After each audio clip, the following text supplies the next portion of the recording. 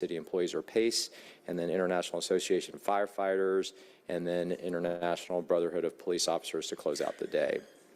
And for those that are listening in or watching, an electronic copy of the budget book and all presentations can be found under the proposed FY24 budget tab on the Finance Executive page of the City Council website.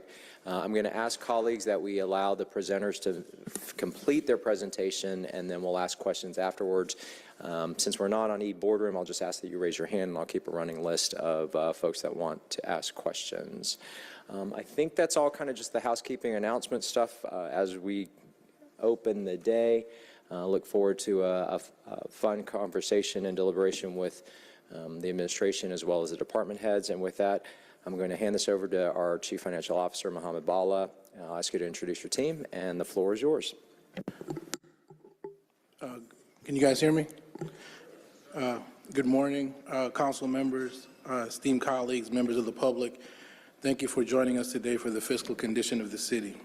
We will be providing you with a comprehensive overview of our city's financial picture. I will cover the economic outlook. Dr. Wilson will update you on our forecasting approach. CO Gordon will highlight the operating budget. Chief Davis will discuss our revenues. Chief Gabriel will update you on our expenditures.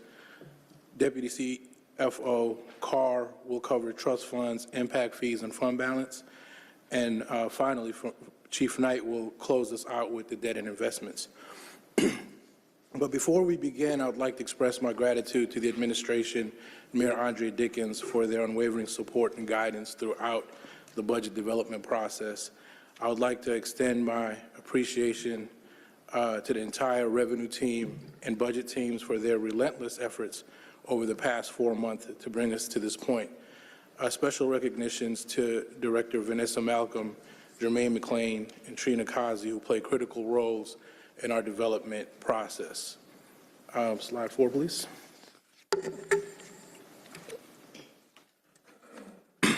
As we navigate the current economic landscape, we maintain a cautiously optimistic outlook with expectations of increased revenues and a recovery to pre-pandemic levels. However, we anticipate a mild short recession in fiscal year 24, resulting from Federal Reserve policy shifts as they work to combat high inflation by raising interest rates. We're closely monitoring key economic markets such as inflation, CPI, and unemployment rates. Nationally, we anticipate a 0.2% decline in inflation-adjusted GDP. We expect the economic downturn to be brief and anticipate inflation to slow down, impacting late 2023 and early calendar year 2024. Slide 5, please. On this slide, we'll discuss market factors and trends. Our market analysis reveals a 1% decrease in consumer spending as evidenced by personal consumption expenditures in 2023. Labor markets are showing mixed trends, with some industries continuing job growth, while lower quit rates indicate reduced job availability. Housing trends indicate a decrease in housing contributions to GDP growth, while shifts towards owner-occupied and low-density housing. Slide 6, please. On this slide, we'll discuss the macroeconomic outlook. As we compiled our outlook on the macroeconomic landscape, we relied on 3 primary sources: UGA Selig Center's 2023 outlook, Deloitte's economic outlook, and Goldman Sachs market outlook. These market outlooks are mixed, but the prevailing outlook for 2024 predict positive GDP growth and mild inflation. Although these sources disagree on the likelihood of a recession, there is a consensus that a downturn will be short-lived, enabling a quick recovery for our city. In summary, our Hello. understanding of the Tell me you were macroeconomic braces landscape too. is I was based so on up in the air about bringing comprehensive braces research back from for you respected guys. institutions. It's The a information we've refrigerator made gathered with the grand supports our perks on it. Oh, cautiously thank My you. optimistic cruise. stance I'm gonna put it on there and But tonight. I highlights the was just telling potential for Jared, growth and stability for the there was a coming year. lady there making Next slide. bracelets from this natural stone. Mhm. Well, it's actually a On seed, slide but 7, it turns to we'll almost discuss Georgia's stone. It's so outlook hard, and they and that of make the jewelry nation. out of it. Beautiful, Georgia is beautiful stuff. expected to And I was so up in the outperform air the about U.S. getting national bracelets for the outlook in guys key because they got economic earrings for the indicators such as ladies. GDP, And I thought, I don't think I've ever unemployment, and seen any of personal them with income. bracelets on, but This my promising husband is trend is scheduling driven another by trip to go higher back in than December. average I will get y'all population one when growth we go back. Okay. and the Thank you strength for of our thinking about it. diverse and Appreciate high-paying that. industries. The state's economic Yeah. Thank you. It's on you. resilience and potential for growth emphasizes the advantage that Georgia, by extension Atlanta, has in navigating uncertain economic landscape. As we continue to focus on forecasting a diverse and skilled workforce, we are confident in our ability to drive positive change and maintain our city's competitiveness on a national scale. Slide 8. The city is expected, this slide, we'll take a deeper dive into the Atlanta market. So MSA is expected to outperform not only the U.S. national outlook, but also the state of Georgia as a whole. Atlanta's key economic drivers include its highly educated workforce, strong domestic migration, and strategic positioning as a hub in the Southeast. Further emphasizing our city's robust economy, Atlanta boasts the third highest concentration of Fortune 500 companies, ranks third in the market for educational attainment, and is projected to create 1.9 million jobs by 2040. These factors demonstrate the city's resilience and potential for growth, ensuring Atlanta remains an attractive destination for business, talent, and innovation in the years to come. Slide 9. Just to further highlight Atlanta's educational landscape, the Atlanta MSA boasts an impressive educational landscape with 57 colleges and universities and over 250,000 students enrolled annually. We rank 7th highest in student enrollment in the nation, and we're proud to be ranked the #1 college city and #2 metro area for engineering students. Slide 10. This slide really highlights the city's growth and diversity. The city's population is expected to grow from 465,000 to 1.3 million by 2050. Atlanta has been ranked the #1 moving destination for 8 consecutive years, reflecting the city's attractiveness and quality of life. We are actively promoting equal business opportunities for women and minority-owned businesses, contributing to our diverse and inclusive community. Slide 11. Slide 11 will discuss Atlanta's workforce a little bit more detail. So Atlanta's home to a highly skilled and educated workforce. Our city ranks 3rd for educational attainment and #8 for tech talent. Additionally, we're recognized as also the 8th best U.S. metro region for STEM professionals. Slide 12. And this slide, again, just to highlight a little bit more on Atlanta's MSA's economic resilience. The MSA relies on 2 highly cyclical industries, distribution and new construction. In 2023, distribution is expected to continue expanding, albeit at a slower pace, and in 2020, a slower pace than 2021 and 2022. Construction activity, on the other hand, is projected to decline. Despite these challenges, the Atlanta MSA exhibits remarkable resilience. Job loss due to the pandemic were fully recovered in late 2021, and by mid-2022, Atlanta's job count exceeded its pre-pandemic high by 2.6%. The diverse nature of Atlanta's MSA's economy and economic growth reduces the risk associated with living and doing business in our city, making it an attractive destination for individuals and businesses alike.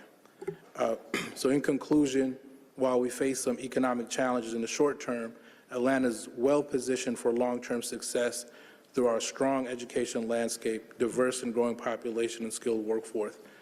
Thank you, and I'll turn it over to Dr. Wilson. Good morning.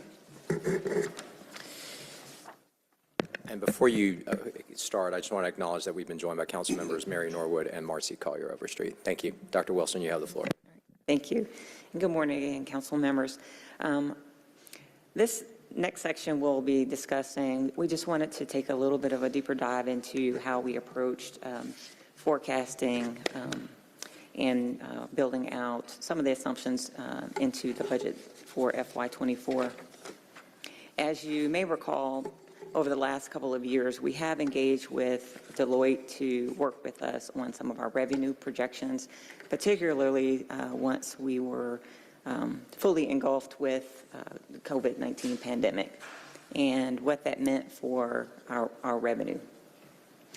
And as you've heard us talk about particularly over the last year and coming out of the pandemic from a revenue standpoint, what we decided to do this year was to engage Deloitte a little bit differently in how we would work with them on forecasting for FY24. So what we asked them to do was to take more of a macroeconomic look at factors across the nation and locally, and how that might impact the city of Atlanta, because there was a lot of talk, particularly last year, around what was happening in the economy around recession, inflation, interest rates, lots of activity, more on an economic level. So the scope of what we asked them to do was slightly different, and how it informed us was not just on the revenue side, but also how we might think about the expenditure side as well.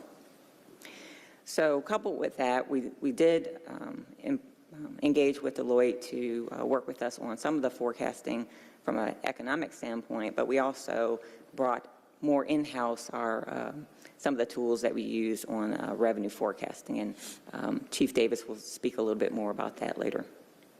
But as CFO Bala mentioned, there were a number of economic pressures that we needed to be smart about and methodical about in this year's budget. So while Atlanta has shown strong signs of recovery from the effects of COVID-19, market outlooks are mixed.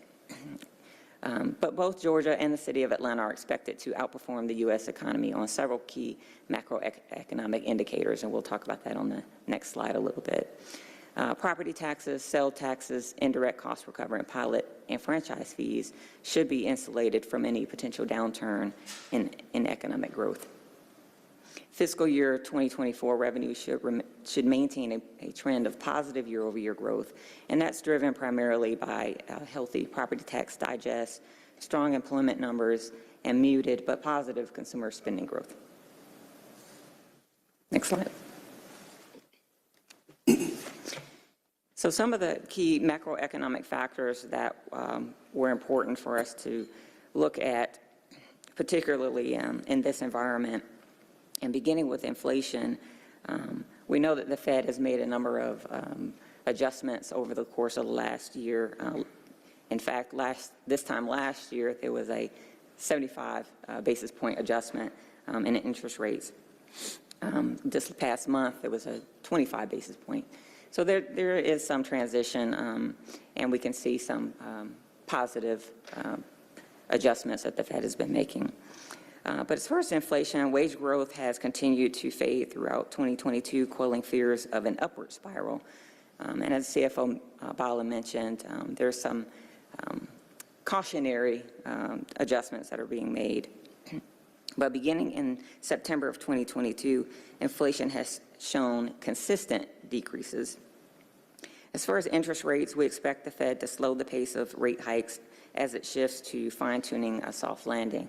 And as I mentioned, last year, the adjustment by the Fed was significantly more than what we've seen most recently. We do consider geopolitics. There is the war in Ukraine that impacts the U.S. for sure. The labor markets are beginning to rebalance, largely due to recent declines in job openings. And consumer confidence, where we see consumer expectations have improved in the second half of 2022, and we expect that to continue, but slightly below pre-pandemic levels. Next slide.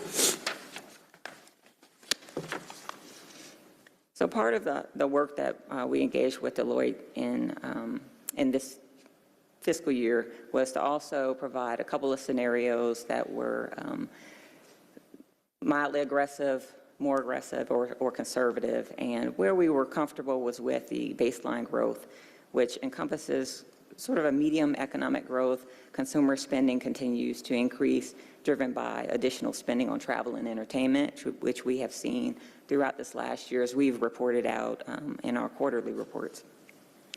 Unemployment may slightly rise, but moderate at about 4%.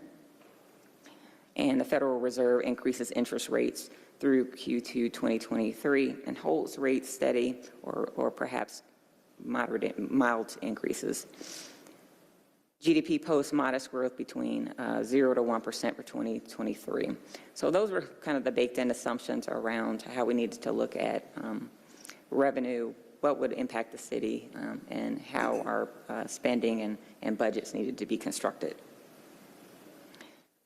Next slide. So how do we tie all that together? So we're looking at the previously rising inflation and potential rate hikes as a component of the formula to develop the budget. We add that with where do we see perhaps slowing economic activity? Well, in unemployment rates, perhaps a slight increase, but staying fairly steady. GDP, mainly steady, as CFO Bala mentioned, particularly in Georgia, a 0.2% rise in GDP, and steady residential real estate and consumer spending, while wage growth will be slowing. And what does that mean? Well, for us in the city of Atlanta on revenue, mainly a muted revenue impact across our major revenue streams: property tax, local option sales tax, and public utilities and alcohol. Next slide. Now, this slide will indicate the key drivers and impacts to revenue. You'll see across our revenue categories what are the major drivers that are behind those, and what is the outlook that we see will happen across FY24.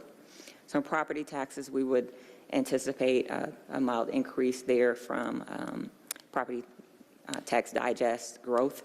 Local option sales tax, we have been seeing that as a favorable increase through this past year, and we expect that to continue.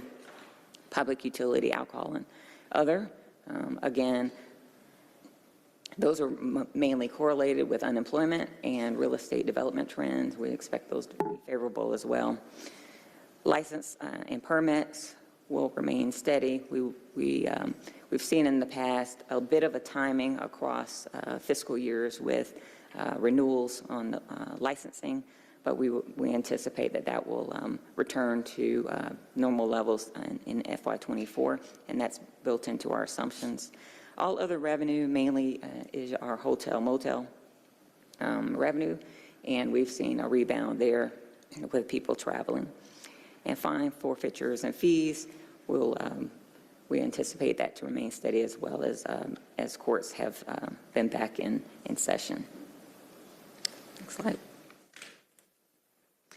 A quick look at some of the historical data across those same revenue streams, and particularly where you'll see FY23. This was where we had presented a few weeks ago, where we anticipate our FY23 revenue ending for the year at $795.6 million. But you'll also see across the right-hand side a correlation between those low, medium, and high scenarios and whether that was potentially an increase or remain steady. Next slide.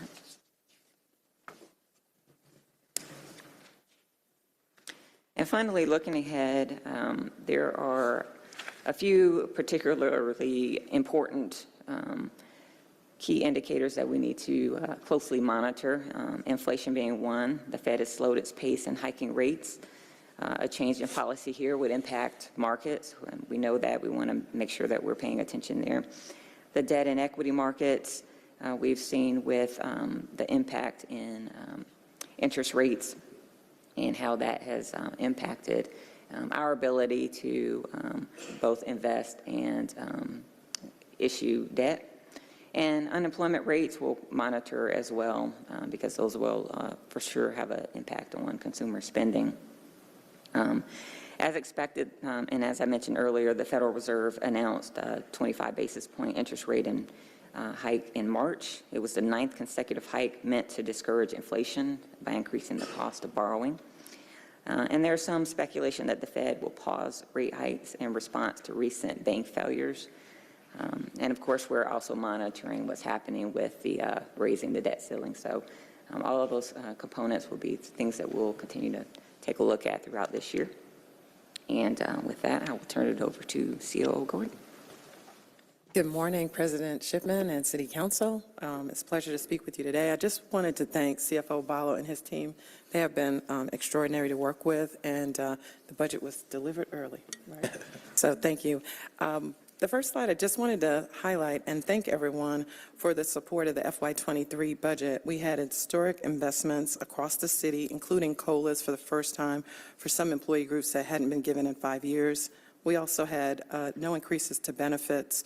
We had a significant support in public safety through the employee compensation, benefits, equipment, as well as improvements to fire stations and police precincts.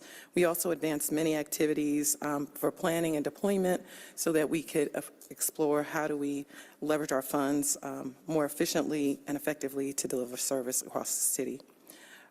On slide 23, that's where I'm at, is the administration's priorities stem from the work that we started in the FY23 budget. That includes the 4 pillars of one safe city, which just means in every aspect of the work we do, we want our city to be safe. A city for opportunity for all is where we have social and economic mobility for all of our citizens, and especially our youth. A city built for the future is the investment and commitment to infrastructure so that we can meet the needs of our city today and in the future. And an effective and ethical government is us striving to be best in class and excellent in service delivery. On slide 24, we set out to have some of the budget development objectives. It reflects those pillars with key investments in infrastructure, public safety, and city service delivery. We also, as you know, the mayor announced Year of the Youth for strategic partnerships across our city through businesses, nonprofits, and every activity that we have, corporations, to support our youth so that this would be the best place in the world to raise a child. We have target investment to catalyze affordable housing and economic mobility. Most of you heard of the great announcement yesterday with the $200 million investment from the philanthropic community. I think that I agree. And a $100 million investment strategy that will be coming to City Council. This goes a long way to help all of the needs that we have around supply, production, programs, and supporting our citizens through housing options. And certainly the most important is a strong financial position and healthy fund balance reserves for our city so we can continue in the future. In the FY24 budget, you'll notice some increases around these pillars and these areas of focus, including public safety and the public, for police, that means take-home cars as well as their helicopter is in the budget. Public safety, we have fire equipment and additional investments in infrastructure. For Parks and Recs, we'll see operation and maintenance increases as well as investments in staffing. We always focus on a reserve, so you'll see some increases there. Affordable housing, I mentioned. Technology and innovation continues to be a focus because we know if we make data-informed decisions, we can provide better service to our citizens. Employee compensation and benefits and a continuation of premium pay is another strategy and focus. And then we also have more investments or newer standing up the Department of Labor and capital improvements to make sure our facilities are ready for service. If you look at the next slide, graphically, this just shows you across those areas I just mentioned what those budget increases are and the amounts. And then slide 27 shows the main areas of the budget increasing for police and fire, administration, non-departmental, and the independent groups. All of this work around the budget allows us to deliver services efficiently and effectively. And as you hear from the departments throughout the budget development process, I think you'll be impressed and also see where we're making critical investments to be a best-in-class city. With that, I'll turn it over to Deputy Chief Carr. Is that? Before you go, I just want, Okay, Davis, okay. and before you start, I just want to acknowledge we've also been joined by Councilmember Liliana Bakhtiari. Please proceed.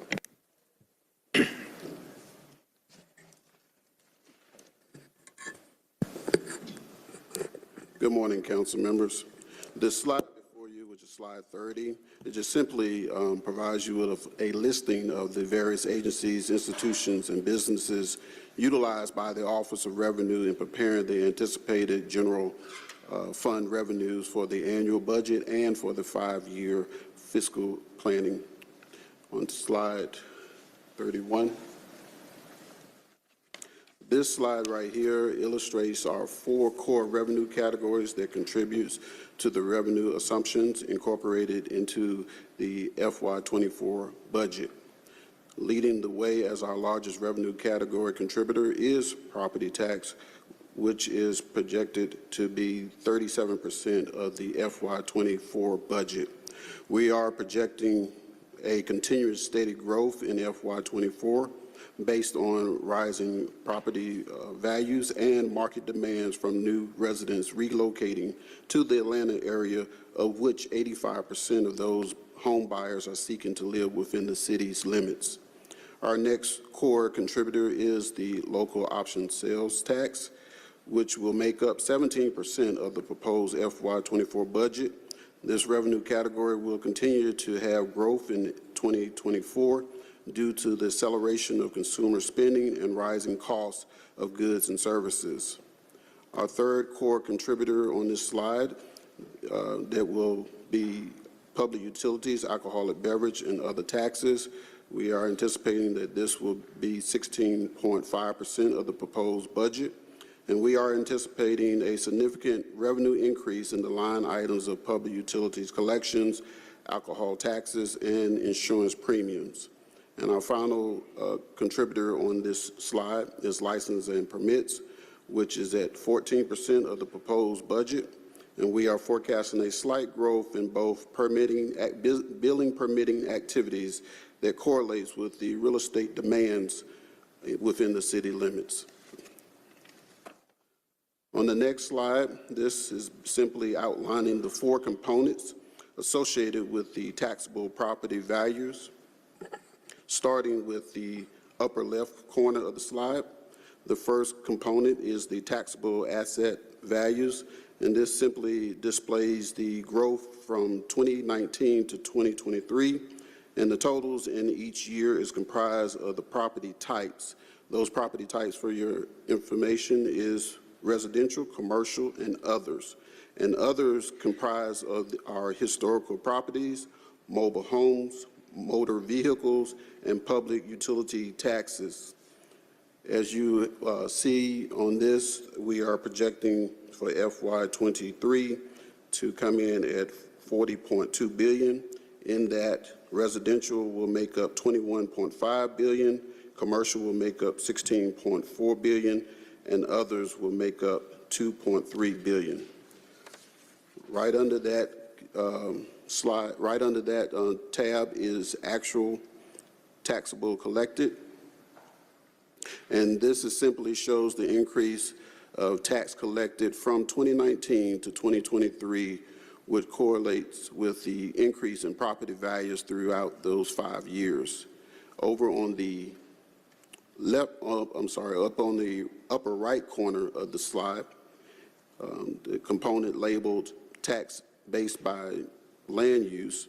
This pie chart exhibits the bulk of our tax base driven from residential at 52.1%, commercial at 42.9%, which makes up 95% of our land use.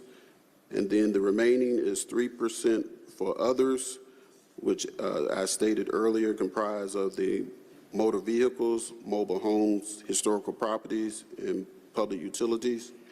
And then the 2.1% is the makeup for industrial. Right under that, the final component, operating millage rate, simply shows the history of our general operating tax levy from 2018 to 2023. As you can see on this, from 2019 to 2022, we have remained steadfast at 7.85 mills, and our current general operating tax levy is at 8.52 mills. On the next slide,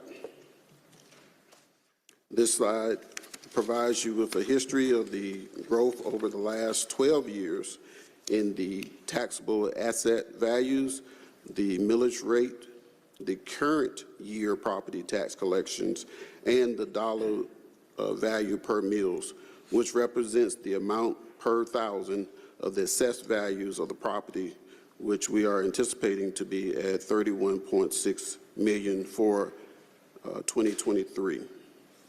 On the next slide, page 34, I will talk with you in regards to the comparisons of the FY22 actuals, the FY23 adopted budget, and the FY24 proposed budget of $790.06 million. As outlined in the category budgeted FY24 versus FY23, you will see projections increase in 6 revenue categories and projections decrease in the remaining 5 categories as outlined in red. Starting with the very first category, this is the property tax. We are anticipating an increase, as shown on the slide, of $26.83 million, which is based on the expected increase in residential and commercial property values. The next one, public utilities, alcoholic beverage, and other taxes. We expect an increase of $6.46 million, which correlates with the recent and projected performance of public utilities collections, alcoholic beverage taxes, and insurance premium taxes. The next one, local option sales tax. We are anticipating this to increase at $2.43 million, which coincides with the national trend of consumer spending and our approved distribution percentage of the loss provision. The next 4 you will see are that is shown up here are the ones that are decreasing in the proposed budget. And so starting with the license and permits, we are anticipating a decrease of $6.15 million, which is basically us taking a conservative approach of the business license line item, which we are seeing normalizing since a collection period that was delayed during the pre-pandemic, the peak of the pandemic. And so we are now seeing that area to normalize. In other revenue categories, we're expecting a decrease of $1.39 million, which reflects an adjustment to the budget for prior year miscellaneous non-reoccurring items. For the area of charge for service category, we're seeing a minor decrease at $120,000, which is primarily due to the decline of revenues that we are seeing in several of our miscellaneous revenue categories. Fines, forfeitures, and penalties. In this category, we will see a minor decrease of $610,000, which aligns with the current decrease we are seeing in traffic and parking fines activities. But on to a positive side, which is the billing, rental, and collections, concession category. This is showing a increase of 8.89 million, which reflects the expected revenues from the 72 Marietta property lease agreement and the Fulton County intergovernmental agreement. And then our last revenue category that is on this chart that will be in a declining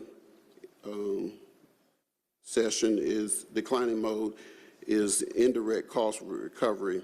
And this projection is primarily a conservative budgeting approach as a result of the uncertainties regarding the changes in the upcoming indirect cost plan. The next two are also showing a slight increase, with the hotel motel being at an increase of 30,000. This correlates with the expected revenue recoveries we are seeing in the travel and tourism industry. And then our final one is the pilot and franchise, which we will see a slight increase of 10,000, which is due to the increases of revenue that we are receiving in the watershed pilot and franchise fees. On the next slide, this slide here just simply shows the trends in the actuals as well as the one-time non-recurring revenue. And as shown in this from FY18 to FY22, the total revenues have grown for the city by 14%. And then for the FY24 proposed budget, the anticipated revenue projected is due to the trends that we are forecasting to see in the increase, primarily driven by the growth in the revenue categories of property tax, local option sales tax, public utilities, alcoholic beverage, and other taxes. I will now turn it over to Budget Chief Gabriel to speak about the expenditures. Sorry. No problem. Good morning. Sure you can hear me? So we're going to look at the expenditures for FY24. So the first slide before you provides a snapshot of the city's FY24 total proposed operating budget of $2.46 billion. This is the largest operating budget that the city has seen to date. The pie chart highlights four major segments of the city from a financial aspect. Just as a point of reference, these funds are highlighted on page 55 of your respective budget books. The general fund, which is the city's primary operating fund, is budgeted at $790.1 million. It represents about 32% of the overall operating budget. Now, of the general fund amount, approximately 47% is dedicated to public safety, 39% to city departments and agencies, and 14% to non-departmental. The enterprise funds comprise a significant portion of the total operating budget, as they are designated to be self-supported by user charges and fees. So the water and wastewater fund is budgeted at $623.6 million, aviation at $654.7 million. Collectively, they represent about 52% of the total operating budget. Now, there are 7 remaining funds that we have grouped in the other funds category, including group insurance, our solid waste services fund, and fleet services fund. They total $390.6 million, representing approximately 16% of the overall operating budget. Next slide, please. So this next slide provides a year-over-year expenditure comparison by major category, highlighting our FY23 adopted budget at $754.2 million, the FY24 proposed budget at the $790.1 million, the difference of which represents a $35.9 million increase over the prior fiscal year. Now, some categories will remain relatively flat as we enter FY24, such as our supplies and capital outlay categories. However, I do want to speak just briefly to a few key drivers of the more significant variances, beginning with personnel. So the $21.2 million increase in personnel expenses is truly a testament of the mayor's commitment and investments in the city's workforce. So on personnel, this budget primarily does 3 things primarily. 1, the proposed budget carries forward the cost of living adjustments that were implemented during fiscal year 2023. It also provides for a 2.5% cost of living adjustment for all employees that would be effective January 1st, 2024, as well as funding to augment and increase staffing capacity across several city departments. The $2.5 million decrease that you see in purchase contract services reflect the proper alignment of the Department of Public Works FY23 operating budget. Our conversion summary category will increase by about $2 million as the Department of Finance has made a conscientious effort to improve the annual budgeted amount in the reserve account. Other financing uses will increase by $5.9 million, primarily attributed to the purchase of vehicles and equipment for our police and fire personnel, as well as continued investments in affordable housing. Next slide, please. On this particular slide is more of a reference point for you. This slide captures the same information in the previous slide, but as a percentage of budget. So we just wanted to make sure we flash that before you. Next slide, please. Here we highlight the general fund expenditures by comparison by department. Overall, there are 26 departments and agencies that are budgeted in the general fund. Now, the key takeaway on this particular side, especially as we look at what the mayor has put forth, those investments that have been outlined throughout our presentation have a greater dollar impact on our frontline public safety departments as well as non-departmental. The $12.4 million increase that you do see in non-departmental is primarily attributed to the investments, as I mentioned before, in affordable housing, as well as the increase in our budgeted reserve account. The Atlanta Police Department's budget will increase by approximately $11.8 million in support of staffing of sworn personnel and public safety purchases. There are 3 departments that will see reductions from the prior year budget, and we just wanted to make sure those are noted. First, which is the Ethics Office. Now, this is primarily due to the restructuring of the Office of the Inspector General, and this is reflected in the variances that you see between the 2 departments, which primarily offset each other. The City Auditor's Office will have a slight reduction in personnel-related costs, and the Atlanta Department of Transportation's FY24 proposed budget of $50.4 million really reflects the infusion of T-SPLOST dollars as well as the Move Atlanta Forward infrastructure program. We have accounted for about a $6.1 million, which will be baseline in their general fund budget for infrastructure maintenance activity. Next slide, please.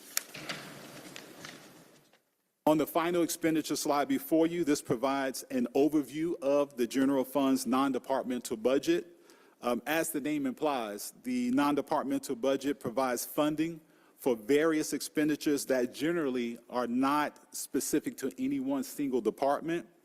In the pie chart categorizes the $106 million non-departmental budget, which is primarily attributed to debt service payments, with a portion for partnerships-related activity with entities such as Fulton County, DeKalb County, and Invest Atlanta.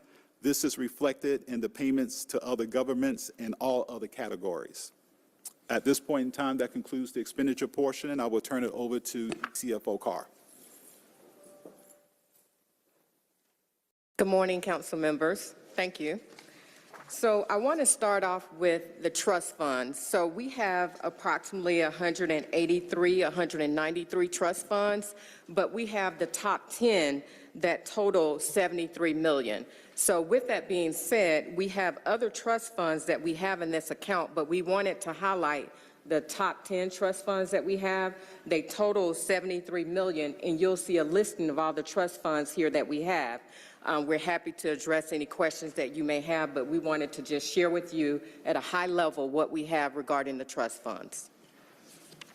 On the next slide, I wanted to talk about impact fees.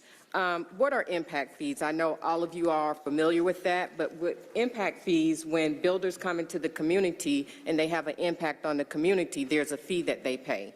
And so with that being said, on this particular slide here, we have the blue, which represent unrestricted, red, which represent restricted. And what I mean by restricted, that means that we have legislation, an ordinance, or there's a project that is already out there that has been encumbered. So starting with transportation, so you'll notice the bar for transportation, and the reason why that for transportation is a little bit larger is because a year ago we broke out transportation. We have transportation north, west, and south. So having said that, you'll see the red bar, we have 32 million for transportation citywide.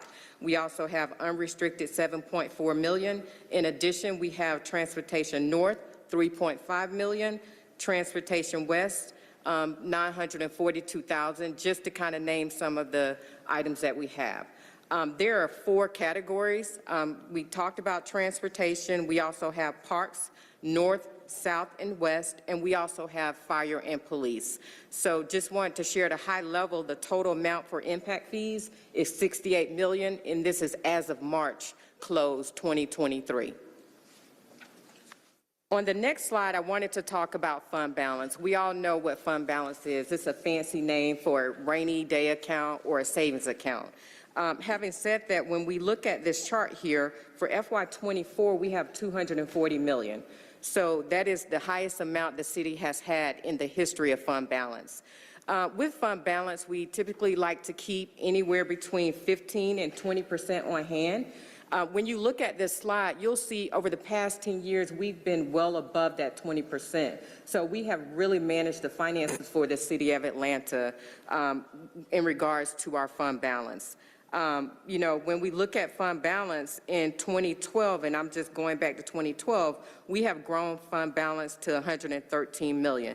And again, with fund balance, there are some restrictions that we have when we utilize fund balance. It gives us an opportunity to look at deficit funds and to also utilize fund balances for one-time purchases. But overall, we're in really good standings with fund balance. Again, it's 240 million at the end of FY22. With that being said, I will pause and turn it over to Chief Knight to talk about debt and investments. Good morning, Chairman Wan, members of the committee, members of the council.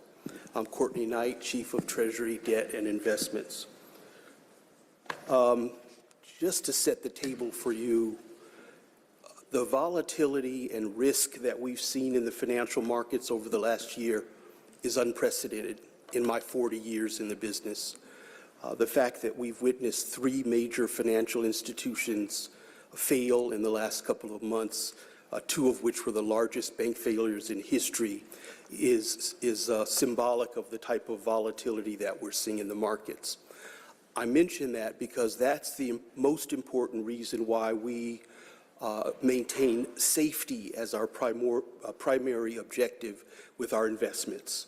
Our investments are, of course, guided by state statute and the city's own investment policies, and they drive us to invest in the safest, most investment vehicles.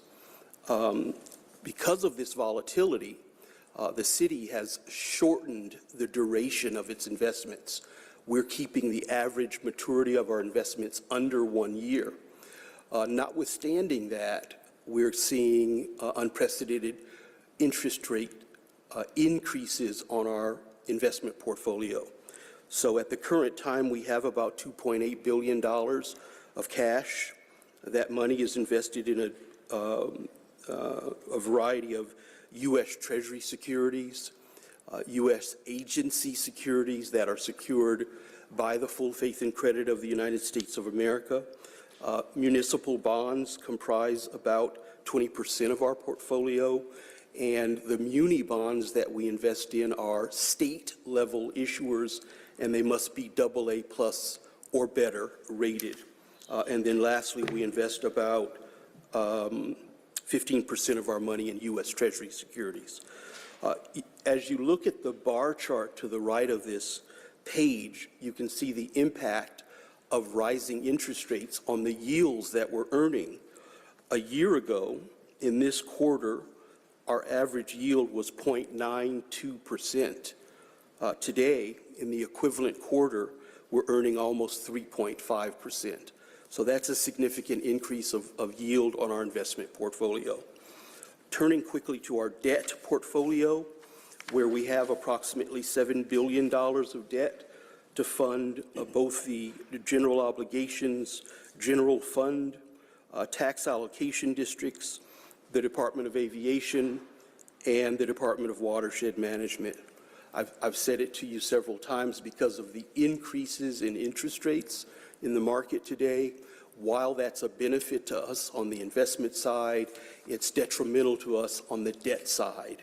It means that we're not able to take advantage of refinancing opportunities to lower the interest rates on our bonds, and currently we have no such opportunities before us. Among those 5 debt portfolios, you will see in the general fund category that we've increased about $390 million. That reflects the Moving Atlanta Forward infrastructure bonds that we closed last November. In the general fund and other categories, we've reduced our outstanding debt by about $42 million. That's just the normal amortization of debt, pay down of debt. We've reduced the outstanding debt for tax allocation districts by about $37 million. We've increased the debt for the Department of Aviation, almost $470 million. That was the financing that we did last spring about this same time for Hartsfield-Jackson. And at Watershed, we've paid down about $130 million of debt. You will note also that we have 0 variable interest rate debt. That is the most conservative financial position that you could take. If we had variable rate debt, we'd be seeing rising costs on our debt portfolio. And lastly, I'll speak to our municipal bond ratings. Atlanta is recognized as one of the strongest local government credits in the United States. There are very few AAA rated cities in the United States, and we're just half a notch below that AAA rating, with AA1 by Moody's, AA plus ratings by Standard & Poor's and Fitch. That is a testimony to the city's conservative financial management. Also, at our water and wastewater revenue bonds, we're rated AA2, AA minus. That's a credit to the strength of our service area that DWM serves. And our airport revenue bonds also achieve high ratings of AA3, AA minus for our general airport revenue bonds. And of course, that is largely driven by the fact that Hartsfield-Jackson not only manages its operations and finances strongly, but clearly it's the busiest airport in the world. And that's good news for us. There are some relatively lower rated bonds for what are called PFC, passenger facility charge bonds at the airport. Those bonds are secured by that $4.50 that you see on your plane ticket every time you fly. And so that is subject to the ups and downs of volumes, and it is a subordinate lien on our general airport funds. So that's just a few notches below the GARB credit. And then finally, we have some bonds outstanding which are secured by customer facility charges that secure the car rental facility out at the airport. I'd be pleased to answer any questions and turn it back over to CFO Bala for any other information or questions. Thank you, President Shipman and Chairman Wan, council members. Thank you for giving us the opportunity to discuss the fiscal condition of the city today. At this point, we'll open it up for questions that any of you guys might have. All right, thank you, CFO Bala and team. I'll go ahead and I'm scanning the crowd here to start building a list here. The person who has the dubious honor of throwing out the first pitch this season is going to be Councilmember Dozier. You have the floor. Thank you, Mr. Chair, and thank you to all y'all for the presentation. It's always great seeing the city's finance team, especially since I no longer serve on Finance Executive Committee. I know, it's hard to let it go. I hear you, Mr. Dozier. I just had a few questions, and I appreciated just all the different angles that y'all talked about, particularly with all the macroeconomic challenges that are facing the country and facing cities across America. One of the things that we're dealing with, at least with the community improvement district work that I'm working on with both Atlanta Downtown and with West End is the impact of the valuation of office real estate with folks working from home. The office market is not as lucrative as maybe it was 3 or 4 years ago. Is that reflected in your financial models at all as far as revenue, recognizing that transition that we're experiencing right So now? that's a very good question, Councilmember Dozier, and it really kind of digs into the framework of how we construct our budget. So our budget for FY24 is going to be based on the assessed values as of at the end of 2020, January 1, 2023, so end of 2022. So that sets the basis for the assessed value calculations that the Fulton County Assessment Office does. And so the impacts to the commercial real estate market that others have been seeing, we probably won't see that until next budget year. Okay. When the values are reassessed and this current environment kind of goes through that process. And any indication when that comes, it'll be muted by the fact when you saw the distribution between the two is that we're more reliant on residential than commercial, and that office commercial space is a subsector within that 48% or so that we have as commercial. So we anticipate that, but we also have been working closely with administration to get a better understanding of that specific sector. So we want to do some deeper analysis to make sure that even the valuations that are being valued appropriately and being valued justly and not being overly reduced because of, current comp data. Mm-hmm. And then I guess on a similar note, are you seeing any impacts from remote work with regards to sales tax revenue, recognizing downtown and Buckhead? We have not. The Okay. sales tax revenue has been resilient, has been strong. One of the other benefits to Atlanta and Georgia as a whole was a law that was changed in the state that charges sales tax to online sales for the state of Georgia. So the Amazon shipments that come to homes within Atlanta, those are charged sales tax as well. Okay. And then just with regards to commercial real estate valuation, I know Councilmember Juan and myself held a work session last year with our partners with Fulton County to talk about the gaps in their commercial appraisals with what we're seeing these sale prices are going for across the city. Has there been any conversation with the Department of Finance or with the administration, with our county partners, or even with our state partners for any sort of resolution on that issue? I know that our ask was for them to consider other appraisal models so that we can get better valuation, which means that downstream the city gets more revenues. I know y'all are probably thinking about FY25, FY26. Is that something that we could potentially see on the horizon as a increased revenue from our property tax valuations down the line? Absolutely, it's a good question. We continue to be in close conversations with the assessor's office. We're also at the stance now where I think we're going to take an internal stab and look at our own portfolio and maybe have someone come in and do an in-depth analysis for us and allow us to use that data and share it with them if it reveals something different than their thesis. Okay. And then might be for a question for CO Gordon. With regards to just your presentation, there was a line in there about key investments in infrastructure, public safety, and city service delivery.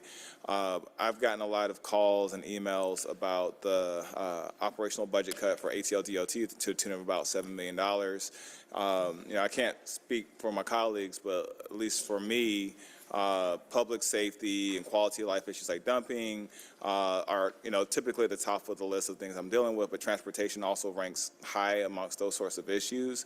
And so if you can unpack it a little bit, considering the operational budget increases we're seeing across the board, for the most part, for other departments, what's driving that $7 million cut, and what can I share back with my constituents about what y'all are thinking? I'm going to ask the same question of Commissioner Cavanaugh when it's his turn, but since you're up here, I want to give you an opportunity. I'll answer that question. So that operational budget reduction is a mechanism within the Department of Transportation for us to put money that is then transferred directly to the Capital Finance Fund.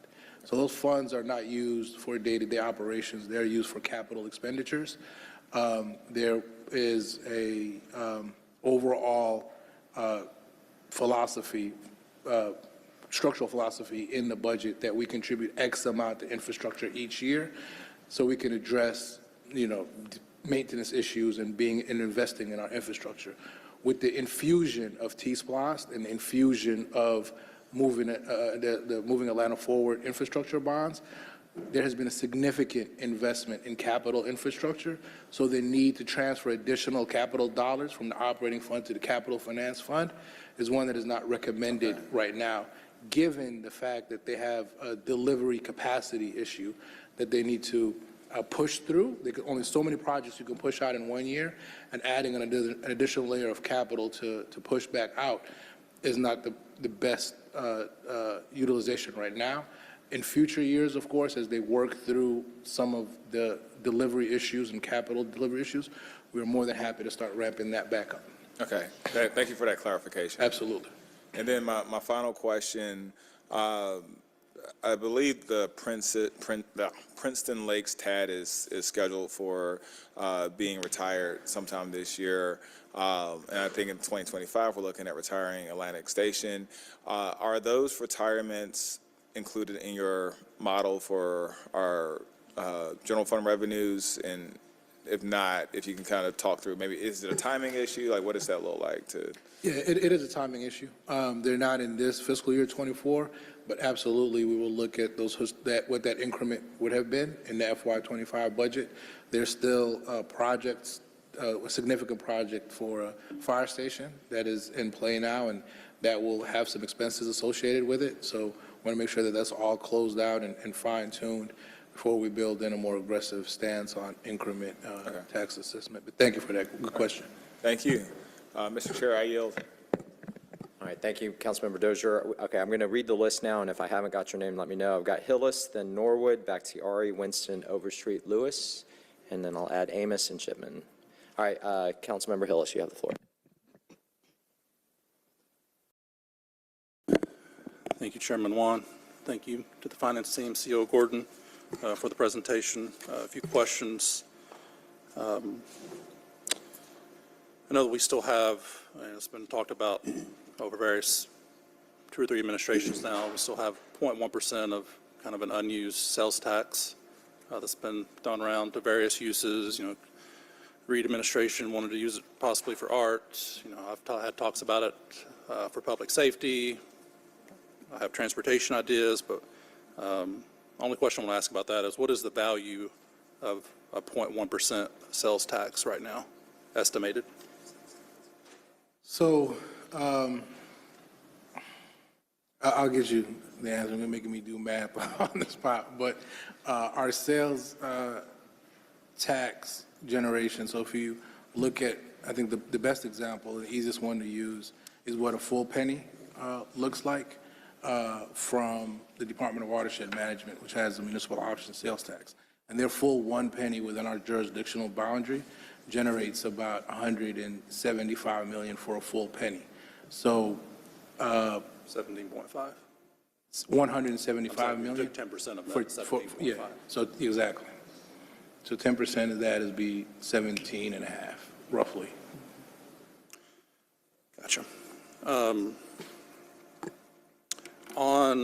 We talked about, went over fees a little bit, and that's been one of my big pushes since coming on to council. The big goal I had in my first term, and thankfully an accomplishment, is to get impact fees that have not been updated for almost 30 years, finally updated, and I think we're coming up on the final phase of that this September. I've had talks with planning because they've had fees that have not been updated in a decade or longer. I've started having a conversation with parks, watershed, familiar. I know your department, I know you're uniquely familiar with. I mean, using them as an example, I mean, we have watershed basically taking $3,000 to $5,000 hits on some of the larger commercial meters right now because they're not updating their fees. And while, I mean, those departments are sustaining themselves, I mean, that just means we have less for public safety, we have less for transportation, et cetera. So while, I have been and I will continue to have these one-off conversations with departments, I believe planning is finally getting to the point where they're going to issue a RFP for study that we wanted done by the end of the year. I think it's going to take a little longer, unfortunately. But this is millions and millions and millions of dollars that we are laying on the table and unable to use in other places. So again, while I'm fine having those one-off conversations with departments, doing legislation, what position does finance take? COO, feel free to weigh in too about leadership from the top in getting these fees, number one, updated, and two, fixed to where we're not twiddling our thumbs for a decade or longer and say, oh, we need to update our fees. A lot of municipalities, using building fees, for example, they use automatic increases when, the market goes up. It follows that. So what is your perspective and kind of move forward to that?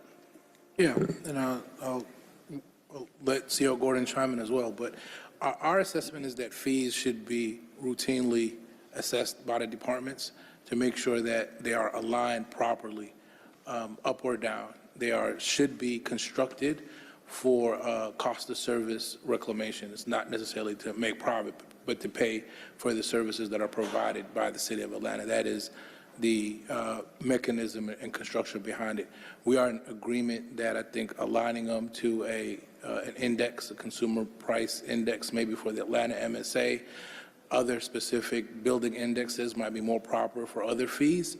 We'll continue to work with the administration, but we look for the departments to be very familiar with their fee structure and coordinate with us and finance. And when we see things, we'll highlight and coordinate with them. You mentioned planning department working on one right now.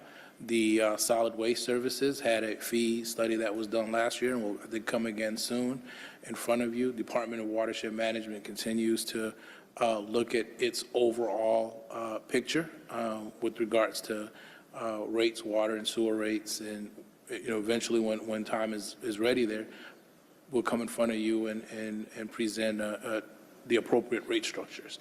That goes across the board for all the departments, and I'm sure one of the big things that we did this year, and thank you to CO Gordon, is there was a strategic planning initiative aligned with the budget development as well. So, Ms. Gordon. Yes, one of the things we wanted to do is the strategic plan is setting, what the goals and objectives are to implement the budget and have to result in outcomes for service delivery. So I think this past year, we have looked at some revenues and fees, but one of the things we did want to do is make sure our processes are aligned and efficient, especially when you have building and permitting and you have planning, because when you go to the developers or any of that community and you're raising fees, but then there's inefficiencies in our system, we wanted to make sure we address that and then also capture what is the true cost that we need to recover. So we've done a lot of process improvements and also are implementing some updates to the technology for planning as an example. So now they are ready to do a study because they actually have an updated process and they have staffing. We have had to adjust staffing. And so that would better reflect the revenue that needs to be recovered versus just doing the study, because it's outdated, which I agree with you, but making sure when we do it, we have a solid foundation because we will be challenged on what the fees are. So that was part of our approach, but we agree, and we have been looking at, with CFO Ball and his team, different areas where we need to focus. And, just to be clear, the individual department heads, Commissioner Prince, Commissioner Browning, others have been great in working with me on this concern. But, once you decide to do it, it's a process. It's a lengthy process. You have to do an internal assessment, and usually, given these fees haven't been updated in a decade or longer, you want to hire an outside consultant to make sure all your T's are crossed and I's are dotted. So look forward to moving forward on those. Speaking of, on page 34, the revenue comparison category, I'm not seeing fees other than pilot and franchise fees, but where are the fees? Are they under license and permits, or where are they on this chart? So impact fees were assessed there, but license and permits is where you will have plannings, fees, they're in that category right there. There's also charges for services that houses some of those fees as well, too. And then what are, and you may have, someone may have went over this, but what are some of the examples of what's captured under other revenue? Sure. You want to highlight that again, Chief Davis?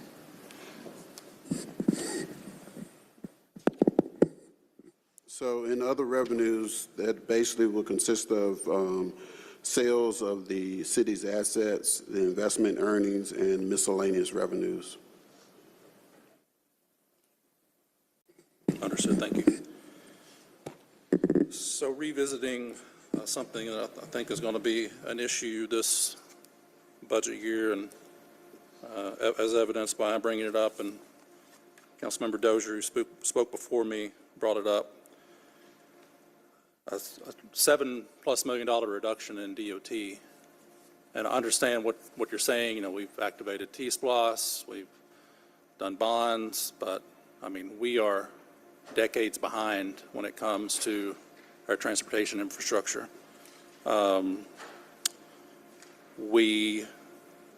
I mean, this is a department that was, the paper to start this department was introduced by the now Mayor Andre Dickens a few years ago. And if the budget is adopted as is, I believe it will be the lowest budget for this department since it became a full department a year or two after that paper was introduced. At a time, like I said, when half or more of our roads have PCI scores of 50 or below. You know, you mentioned the major issues with project delivery that exist in that department and the procurement issues that we're working through.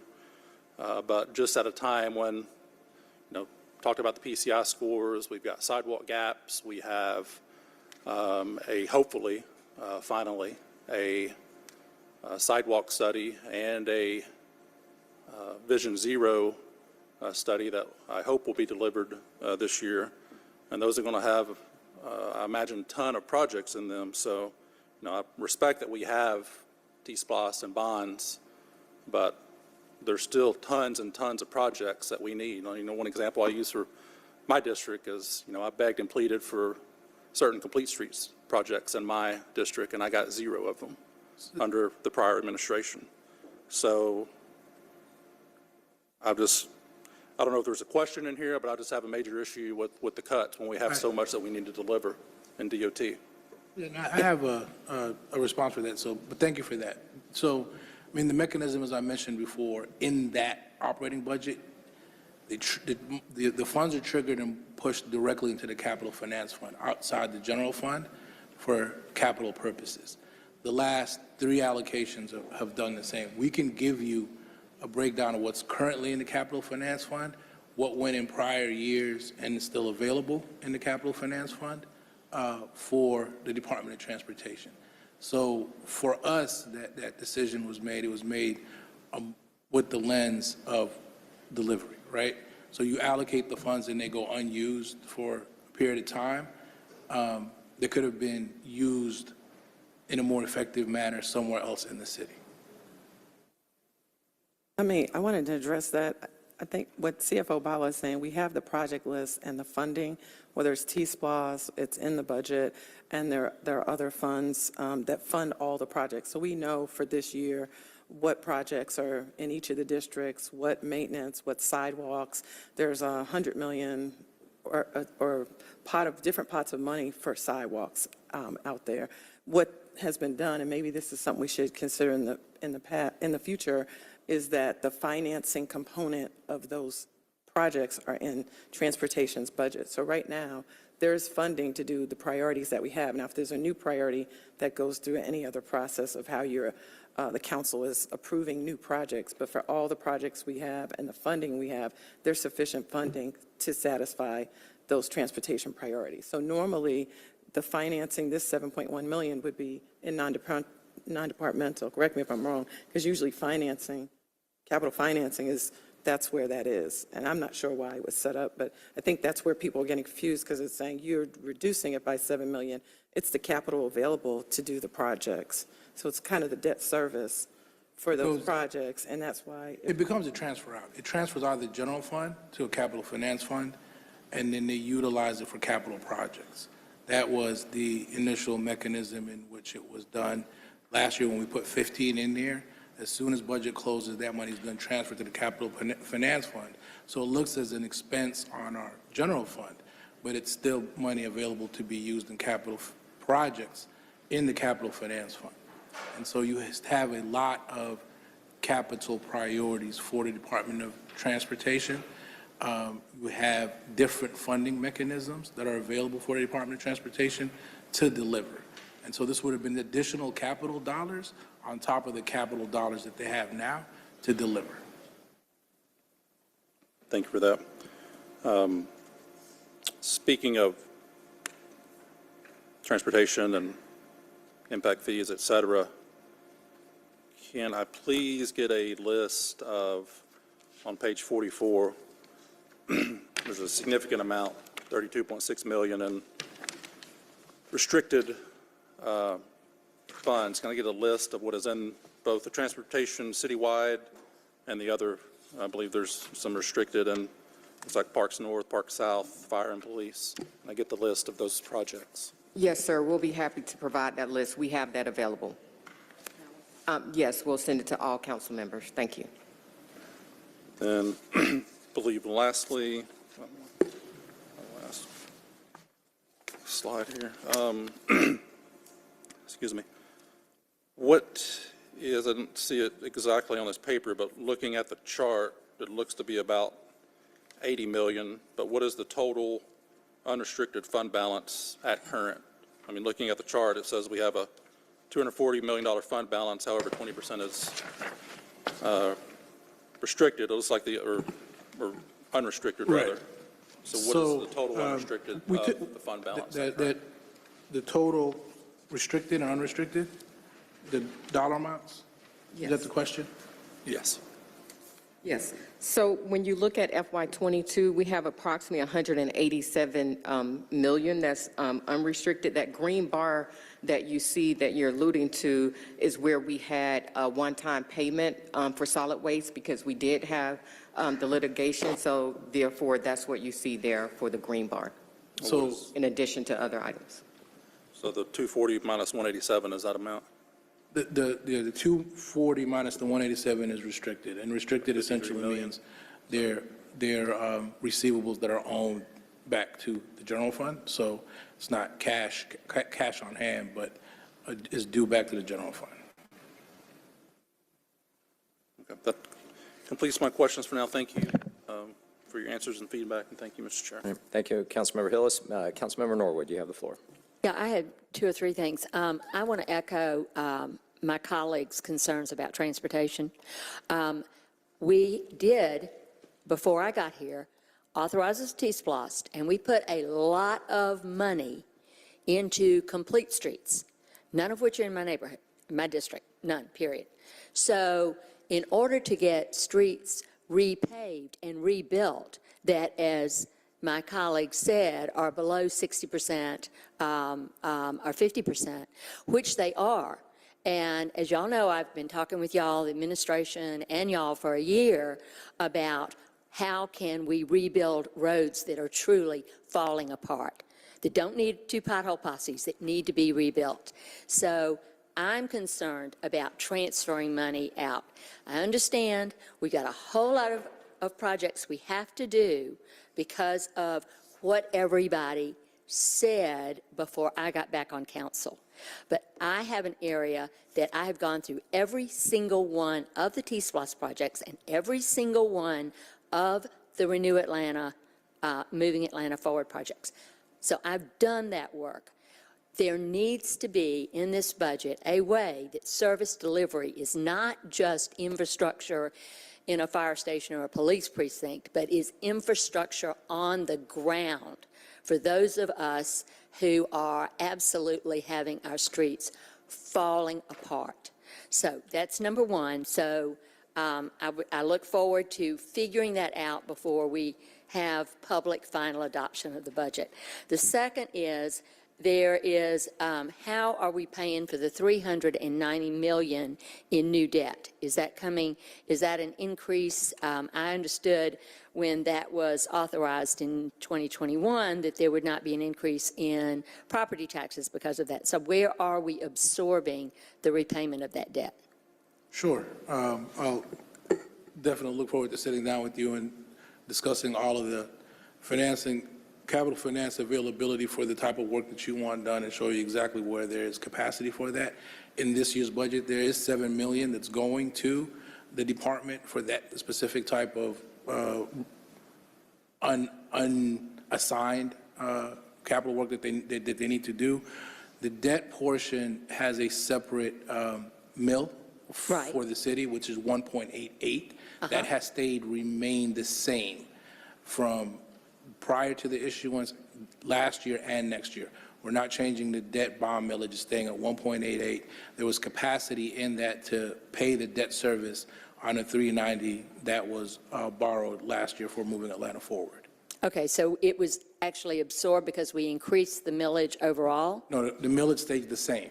There was capacity in it. It was. I understand the debt millage stayed the same, but we increased the millage a lot last year. No. And So I'm not talking about debt millage, I'm talking about overall millage. yeah, so the debt millage is by itself, 1.88. I understand that. It stayed the same.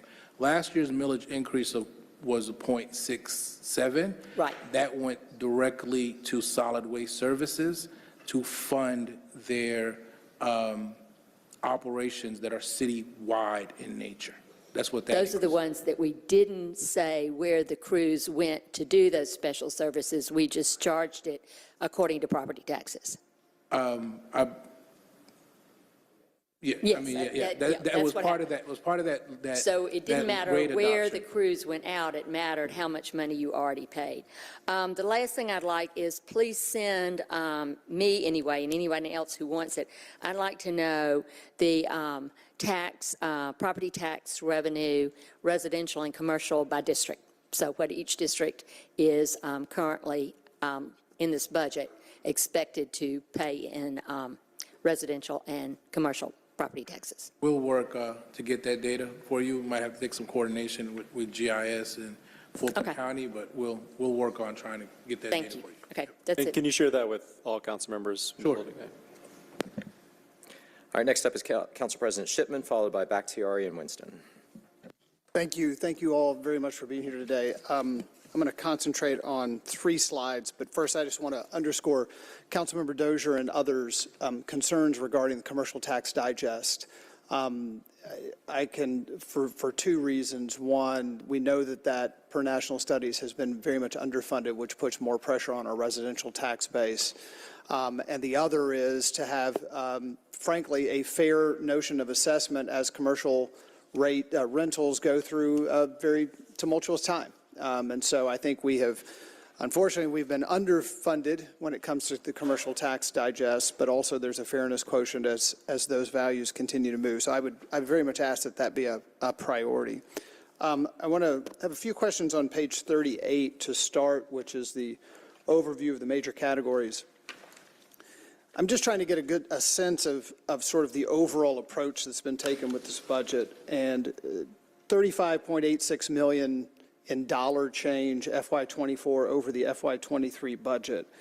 It looks like that most of that falls into 4 categories I just want to check. One is public safety.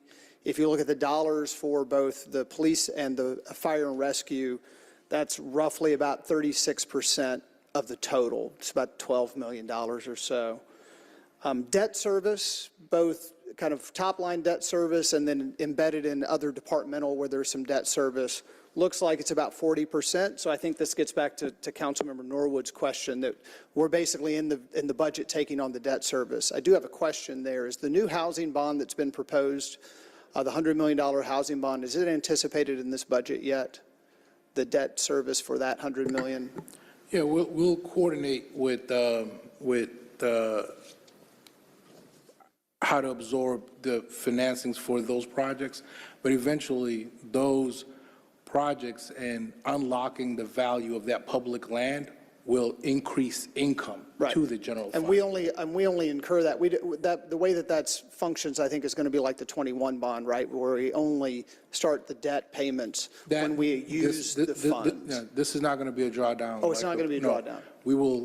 This is going to be for unlocking the value of that public land and putting infrastructure dollars into play right away to be able to generate revenue from that public land while at the same time addressing affordable housing. So just to be clear, has either side, either the cost or the increased revenue been anticipated in this budget yet? So, no, not yet. Okay. But we will have, once that paper comes in front of City Council in a few weeks, we'll talk through the details of it in much more granularity. Okay, fair enough, but it's just not here right now. Yeah. So we've got 40% or so of the increased year-over-year budgets in debt service, give or take. We've got about 9% on the executive office line, which I'm going to come back to. That line specifically is increasing quite substantially. And then we've got 8% or so in parks, because that line is increasing quite substantially. Rough math, those four categories are over 90% of the year-over-year dollar increase. Does that feel about right? We're increasing a lot because of debt service, where public safety is getting an investment, parks is getting an investment, executive office is getting an investment, and then everything else sort of sprinkled across. So, yeah, I mean, so one of the things that you have to keep in mind is the commitments that were made mid-year. So for public safety, those were significant commitments to pay increases. So those commitments have to be honored and rolled forward in the FY24 budget. So that is a significant portion of it.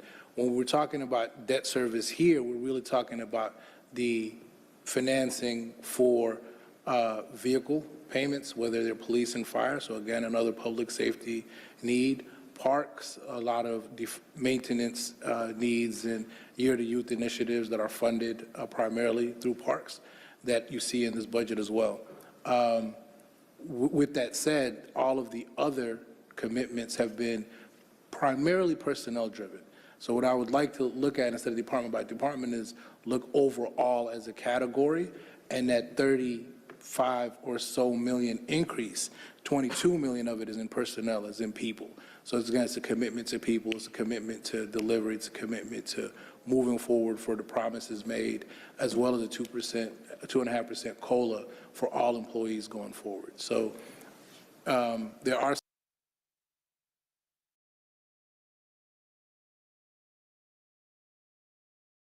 some departments that benefit a little bit more than others, primarily by the size of those departments and the size of people in those departments. So when you highlight public safety, police is our largest budget. It has been our largest budget for a very long time.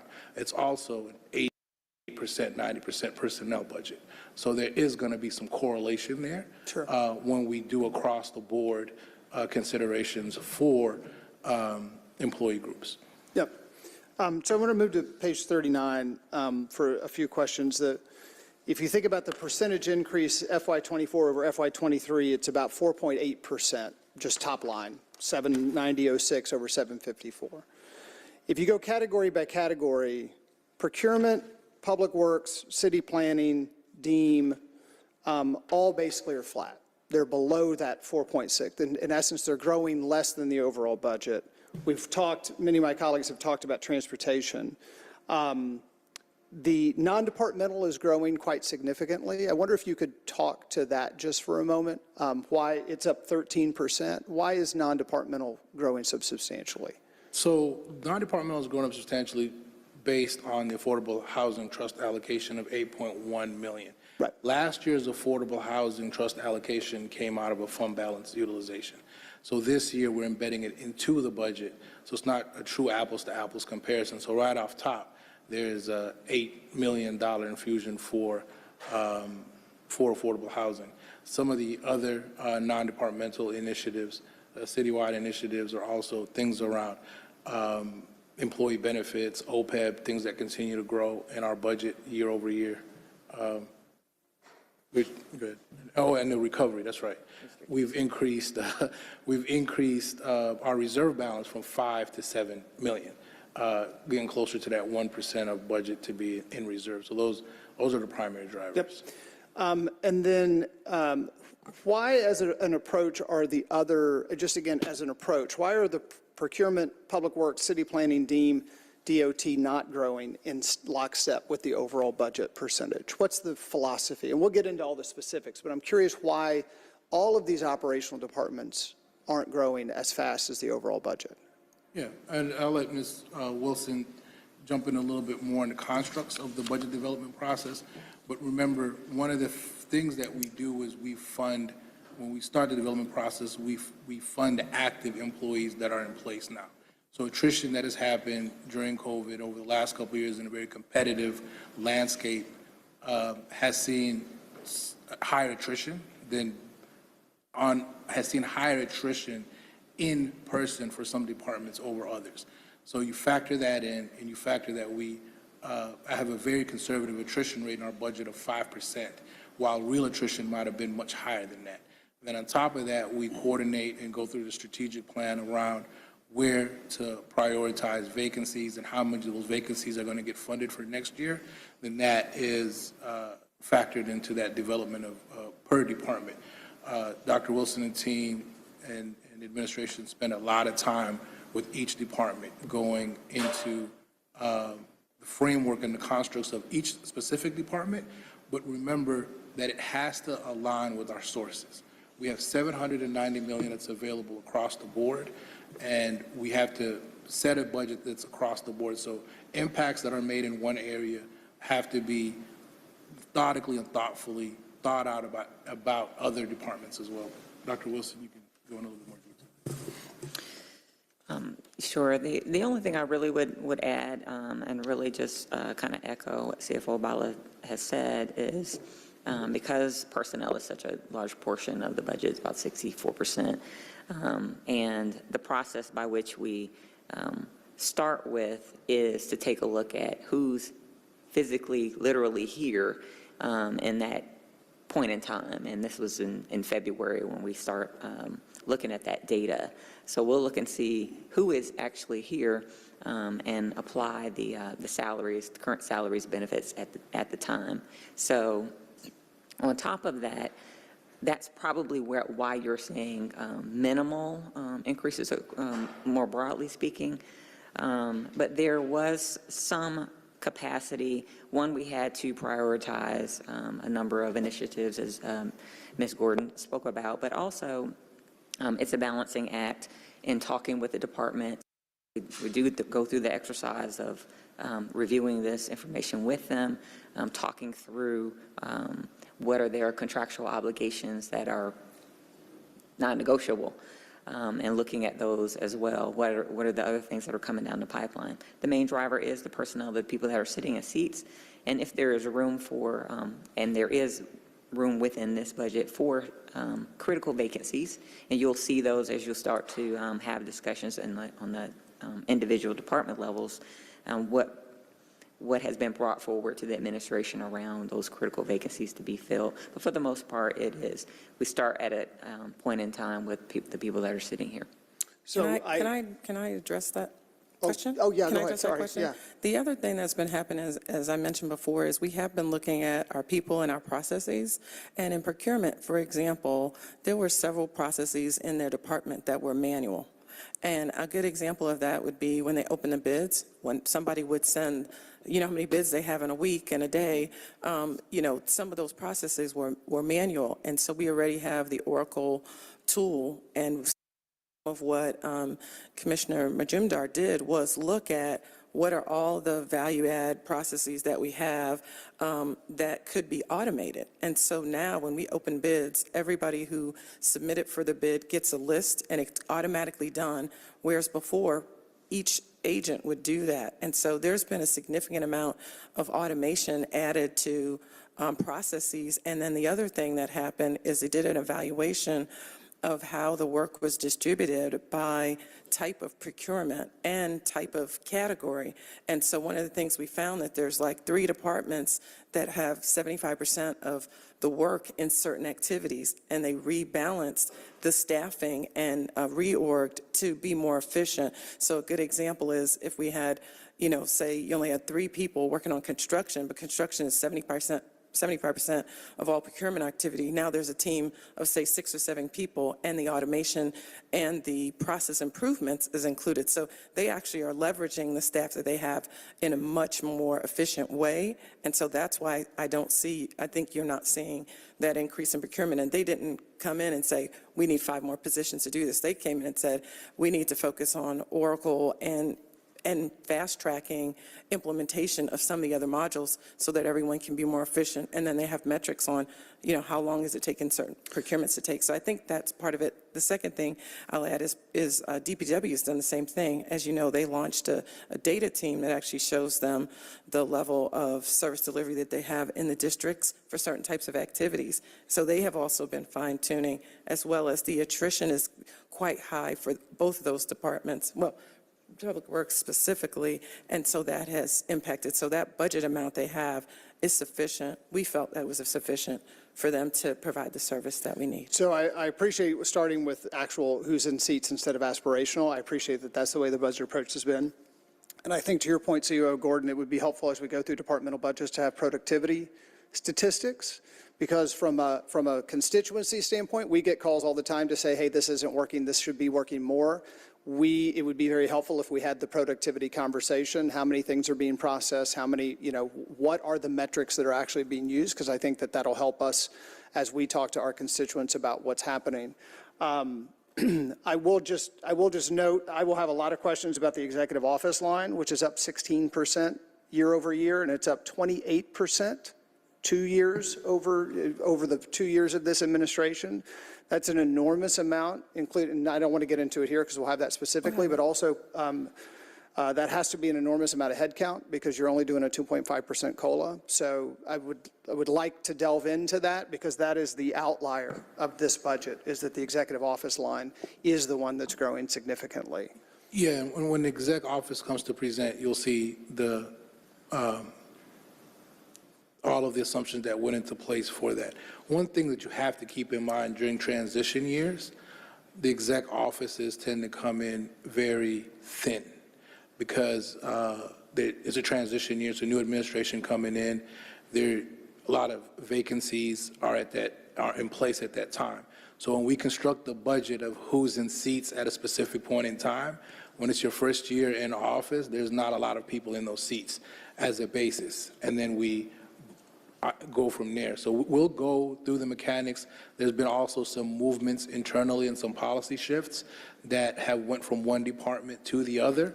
And so you'll see the offsets and corresponding decreases from department to department based on how things are constructed throughout the year. So on a net, you need to see more of a pro forma adjusted year over year number that highlights all of the different moving parts and nuances, rather than just looking at a snapshot versus snapshot in time, because that doesn't really give you the specific details of how prior budgets were constructed and versus these budgets are constructed. That's fair. But absolutely, I think when they'll be up here, they'll be able to go into much more detail. I would also just highlight, and then I've got one more about fund balance. I would also highlight, though, that I do think there's a fundamental question. Last year, when you came before us and presented your 5-year forecast, I happen to have last year's here as well as this year's.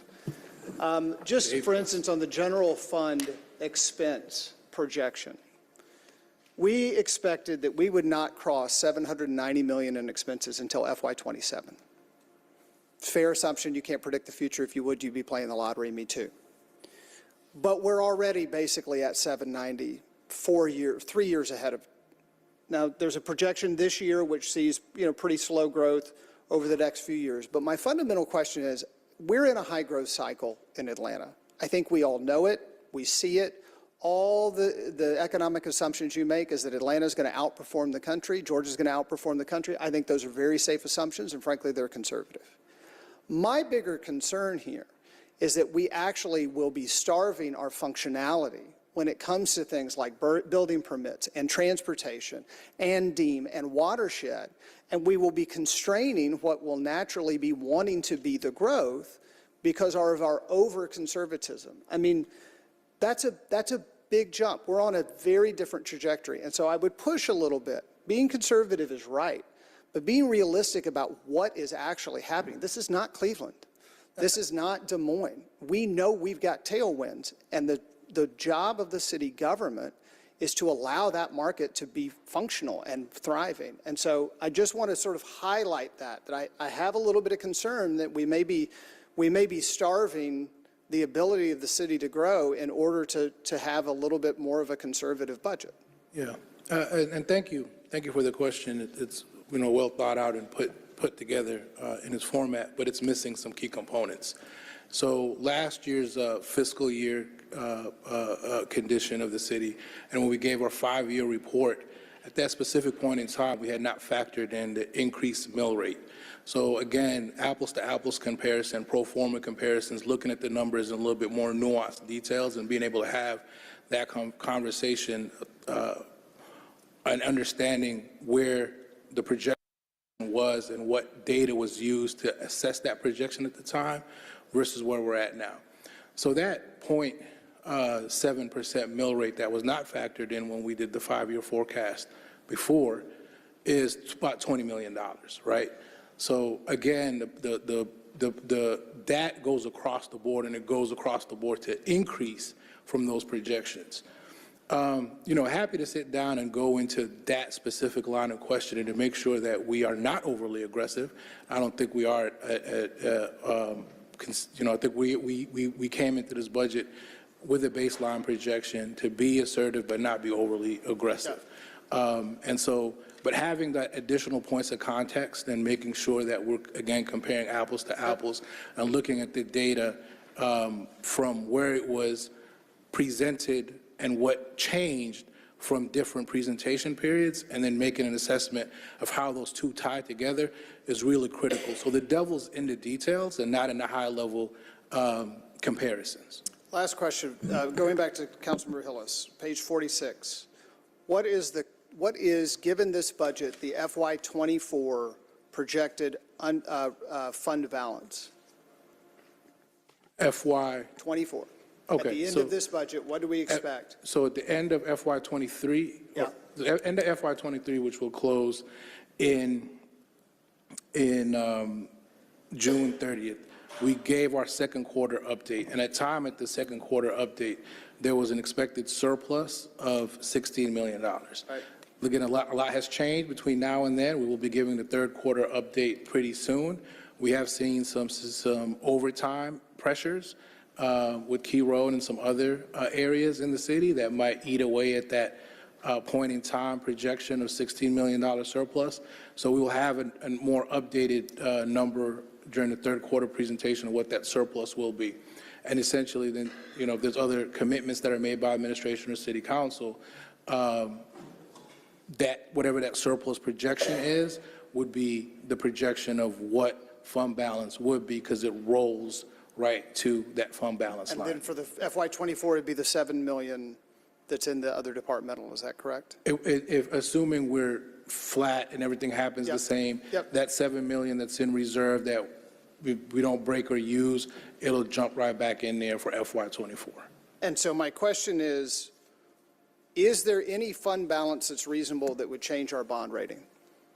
Yeah, so the thing about with our bond rating and getting to AAA with fund balance is you want to see a consistency of over 30% fund balance. That is a healthy area. What we don't want to see is holding on to fund balance for growth for just growth's sake, right? It has to be a balance. I'm recommending around that 30% target for better an increase in bond ratings. And also because economic cycles happen and downturns happen. And in 08 and 09, when a downturn happened and fund balance was not with the fund balance policy that was created after that, the city was caught with its pants down. C.O. Gordon was here and helped implement a lot of the initiatives that have been put in place to help us get into the place where we're at now. So, I would welcome conversations about appropriateness of fund balance, the right amount a city should have, the right amount of growing city should have, a right amount a city with massive infrastructure needs and issues should have, in case you do have to get into a tight situation and need to pull out a quick $50 million. Thank you. Thank you, Mr. Chair. All right, Councilmember Bakhtiari, followed by Winston, then Overstreet. Thank you so much. Thank you all for being here today. Thank you, COO, for being here as well. First, acknowledging the fact that CFO, love your team. We're very lucky to have you. They're the best. They are the best. Clearly, budget is sound, great bond ratings, healthy reserves, all the above. I obviously want to echo the concerns that colleagues have brought up. And I would also say, before diving into individual questions, for the record, that most majority constituent concerns I think that come in for all of us are due to, weekly needs, routine DPW, watershed, et cetera, infrastructure issues, all of these things that are currently unmet. And I don't want to blame the commissioners or their staff because they're doing so much with very little.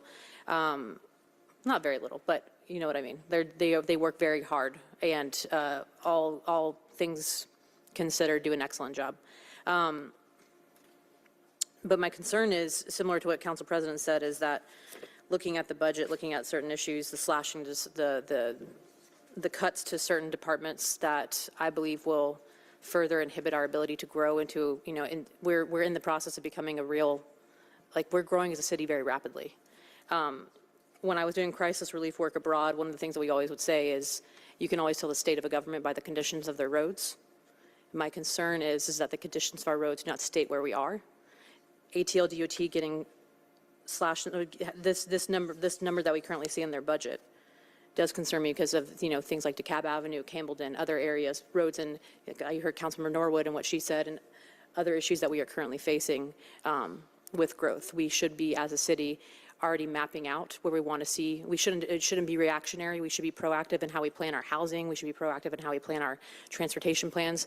And I'm concerned that the budget that we have is not going to allow our departments to do that, and we'll keep them in a state of reacting rather than proactive planning. You want to respond to that, CFO? Sure. Again, I'm going to reiterate the point, and I'm happy to sit down with each of you guys in detail to go about the total arsenal that's there for the Department of Transportation to deliver on capital projects. This, what you see here, is one mechanism and one tool in their capital delivery. This is intended to infuse additional capital dollars on an annual basis to the Department of Transportation. This was passed by City Council to have us allocate a specific amount each year for capital needs. The recommendation from me this year is that due to the infusion of so many other capital dollars and their availability to be able to deploy those dollars and commit them to the needs that are needed, adding additional capital dollars for them to deliver at this point is not the best use for that funding. That better use for that funding is COLA. Better use for that funding is some of the other decisions that we made across the board for employees, because my concern is that it will be competing against other capital needs that they have to deliver. There's a capacity delivery that those in infrastructure have. The airport can only put out so much work in 1 year, right? I can go to market tomorrow and somebody would give me $2 billion for the airport. Can they deliver $2 billion in 1 year? That's going to be high, given the historical delivery of somewhere around 700 to 800 million. Same thing with watershed. They have a capacity of $150 million, $200 million of capital work that they could do a year. Same thing for transportation. There's a capacity of capital work that they can output each year. So you have to be very thoughtful about adding additional capital dollars on an already stacked delivery system that they have to work within. The better question and a more thoughtful question, and CEO Gordon and team is really working and digging deeply into, is how do you prioritize delivery? How do you get in there and make sure that the commitments that you made over the years, the commitments that you made from Renew funding, the commitments that you made from T+1, T+2, moving Atlanta forward, impact fees, all those commitments being driven in a productive manner for all citizens.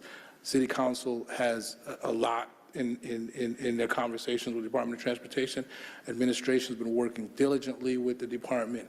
I'll let CEO Gordon kind of take over a little bit here because it becomes more about the delivery aspects of it. Commissioner Canvanis is in place and working closely with CEO Gordon, but the administration's very thoughtful and laser focused on delivery when it comes to the transportation infrastructure. Ms. Gordon? So a few things. I think the council has received the service delivery plan that lays out how we're going to execute on the T-SPLOS and the bonds. We've also been working with the team on everything that's on Renew, as well as the maintenance, and there's different funding pots. So for each of the districts, we know what those projects are and how they're going to, when they roll out. The paving has come up several times, so we have the paving schedule. That should be underway in the next month for the next set of paving, and we've talked to Commissioner Kyvanis about making that a continuous paving action. And the way we've done that is work with procurement and our team to look at, how do we get the procurements in place so that these projects can actually get moved. And I know there's a few projects we've had that have stalled through procurement, and so we've been meeting on those projects so we can move it. But we also have, even for all the projects you have to do design, you have to do, get the roads ready. Some of those roads, and some of the roads that have the most infrastructure issues have water issues underneath them. So you have to put the water infrastructure in place before there's any paving. Paving is almost like the last thing, and it happens fairly quickly. But we understand the community focus on this. We understand the council's focus on this, and we're working diligently to make sure we can deliver those projects. We do feel that there are sufficient funds with all the different pots for all the needs and for the work that can be done over the next fiscal year. I guess we're mixing kind of funding of projects with financing of projects.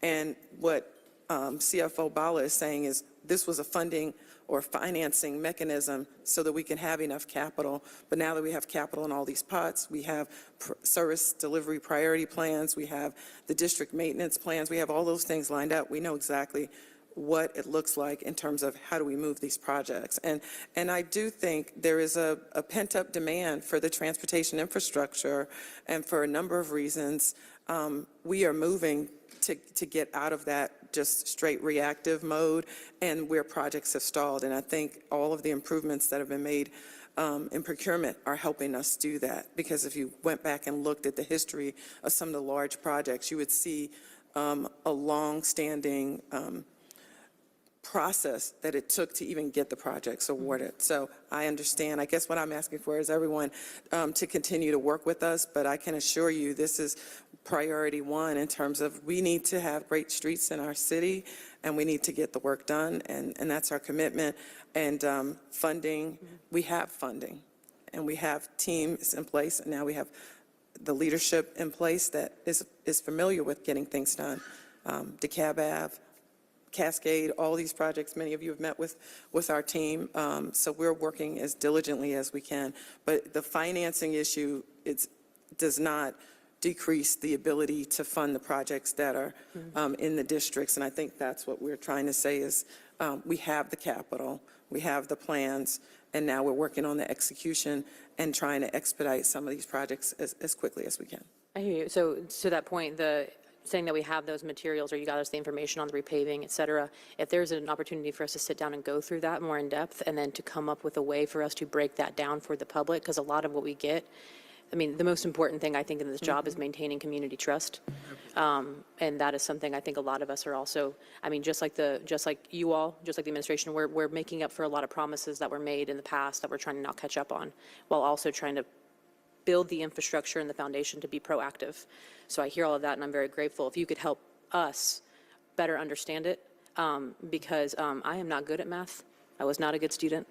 So just to break it down and understand that better so that we can also communicate that properly to constituencies. And let me just tell you, if you get DeKalb Avenue repaved, there'll be people dancing in the streets. And there won't be a pothole for them to fall into, so that's great. So that, if we could, that's all great to hear. I think my concern is also better understanding this, but also making sure that the staff, that the department has the staff that they need for you brought up visioning. Like right now, there are projects that we have that are in the design phase that we have no timeline on, no understanding of when that will turn around. And understanding that we all have a lot to do, it makes it very difficult to continue making the notes of following up when we don't have an understanding of what the process looks like. and just making sure that the commissioners have the ability to replace people. You know, we did just have someone, an important person resign out of ATL DOT, making sure that we have the ability to restaff and bring those people back and not outsource, because we know that due to, I know we have the great resignation, that we're competing with the private market, which is incredibly difficult, but the continued outsourcing of jobs is going to continue to, it's just inefficient spending. And you have a deeper understanding of this than I ever will. So these are just me expressing my concerns, and hoping, and also asking questions to better understand, so that, you know, I can have a deeper understanding of how this all works. Just going through real quick on page 39, some of the, I know that you've already gone through a lot of this from my colleagues, and I apologize if I'm being redundant. For the executive office's piece, the increase, will we also be seeing an increase in the new, some of the spending going to go into the new office that was formed under the senior advisor? So that is, some of that is reflected in this increase here, because that moved from one, those employees moved from one part of the system to the exec office. So there's an offset. There's a Mike. I'm sorry. Yes, that's reflected in the increase that you see here. So it's a creation of a new office within the exec office, but it came from internally from planning, right? So those positions were transferred over, so now you see them highlighted in the exec office. And it does give me, I am hesitant to be so quick to increase that office's budget, given that they were just created and they are still trying to understand, we are still trying to understand the function of that office. But we have to account for the people, right, that are now being paid out of the exec office. So those individuals now have to receive payroll, and that payroll needs to be budgeted somewhere. So we're saying that when they were moved over, the budget was not yet accounted for the new staff members that were coming into that office? It was not in last year's budgets and this year's budget. So you see the staff payment budget for that staff year over year, and not apples to apples comparison, right? Because now they're in the exec office. So that personnel budget needs to align where they're housed. Okay, thank you. And I hear that. Will we also be working to make up, because that, I mean, that was, while I appreciate the red tape that they have been cutting through, and that the senior, senior advisor, I feel like he has a different title now, but I'm going to call him senior advisor, because I hear chief policy, everybody over here on this dais is a chief policy officer. So my question is, will we also be making up the department that was taken out of the housing, the housing department that was taken out of planning? Yeah. Because that seems to me, I mean, those were all incredible folks, and I'm glad that they are able to do more work. I mean, I've been able to work more closely with a number of them, and they've been incredible. But are we going to be allowing for the Department of Planning to then realize those visions and better communicate them through through a department? Like, are we backfilling those positions in that department? Yeah, so I'll let Dr. Wilson chime in, but the construction of planning's budget did align for all the work that still needs to be delivered by planning. So they were funded appropriately for those roles that they have to backfill and hire for, but Dr. Wilson can. Because we're looking at how much money is, according to this, how much money is being allocated for DCP into this going into FY24? For Department of Planning, we did increase their salaries by about $2 million, because we knew structurally there were some challenges there for a number of years, and they had there was a need there to go ahead and adjust for that. The functions that are now that were lifted and shifted over into the exec office, which, as CFO Wala mentioned, that budget was not there in FY23. It is in there in FY24. So that's why you see the change there in the exec office. But we did address the salary concern that the Department of Planning had during the last couple of budgets. But this year we've been very methodical about making sure that was taken care of in this year's and addressed this year. But the functions that this should satisfy the needs that they have in order to deliver on SLAs, et cetera, that remain within Department of City Planning. Yeah, I just had wanted to thank you. I wanted to make sure, given the commitments that the mayor has had to housing and the fantastic that we've gotten this money, but making sure that there's a department that is able to process these permits and get those things moving, because the big thing that we constantly hear from Home Builders Association, from local developers, construction, et cetera, is that everything gets held up. Cost of housing, the cost of everything gets driven up because of supply shortages, because of length and time, and just ensuring that we have a department that is going to have the staff needed to not outsource, but to do these permits in-house and actually turn them out in a reliable time period so that we can build that housing, because the money commitment is fantastic. The other part is going to be, of course, operations and procedure. And so ensuring that that's going to get done. And I know that we're way off schedule, so I'll try to say what my concerns are a bit more quickly. As you know, ATL DOT, I think we've all expressed that enough and beaten that horse. So executive offices, of course. I do want to dive into AIM at some point and ensuring that we have a better understanding of how the staffing there works. We have a fantastic team, but better understanding the breakdown of AIM and if we have enough people in that department, fully understanding what DEEM does, and if they have the budget to actually, if they are managing or ensuring that our facilities are up to date, is that amount of money really going to be sufficient for them to get that job done? I am concerned about the fact that I would like to know why Department of Corrections is going up and what accounts for that. Parks? Department of Corrections. Corrections. Yeah, sure. So, of course, the increased activity and the Department of Corrections, there's more, as the building's being utilized, there's more costs for the building itself, for utilities, for the utilization of the building itself, some maybe additional personnel costs that are in corrections. We've also, when we made the mid-year consideration for public safety employees, corrections were included in that as well. So there's some commitments that have to be carried forward for the corrections personnel, but also on their contracts that they utilize in the facility. When you have an increased a population that's utilizing it, that's coming over from Fulton County, there's additional needs to meet. Okay. And so we put in some more money for there to cover contracts, to cover utilities, and the personnel commitments that were made. And my next question for that is not on you all, and I will make record of this, COO, for when we have corrections come up. And one of the things we wrote into that contract with Fulton County was having those written monthly reports, which I don't believe have occurred. And so having an understanding, that would better give me an understanding of where we are, because right now we're not getting reports on that. Understanding how many people are in corrections, what is currently going on, what staffing is happening, how many people are being fed, et cetera. That written report would I don't believe that has been fulfilled. And so if we could get that, and I will again ask corrections, I'm just stating that for the record, because we'll have a better understanding of what is occurring so that we can understand the increase in the budget. Of course, I would love to see, I'm glad, Department of Solicitor, I know that we've been working to get them additional lawyers. I would love to, so I know that we're going to go over that. I do have obviously, CFO, this should be no surprise to any of you, parks funding. Really would love to have a better understanding, because I know that they're having somewhat of an increase. I would like to get a breakdown of that and the line by line item. My dream, of course, is to be able to shift away from operations, get that up to speed so we can begin shifting into programming, because that will also factor into public safety if we can do programming with kids to actually get them into their green spaces. And then my last question, I'm hoping we might need legal for this one, but the state passed a law saying, not saying that we could not bring down funding for public safety under a certain percentage. My question is, if we increase budget, will we never be able to reallocate those dollars? Does state law prevent us from being able to do that? Let's say there's a shift, we have a downtick in crime, or we begin expanding public safety in different ways. Will we be unable to reallocate dollars because of state law? And maybe that's a question we answer later in the week. But that is something that no one has really been able to answer for me yet.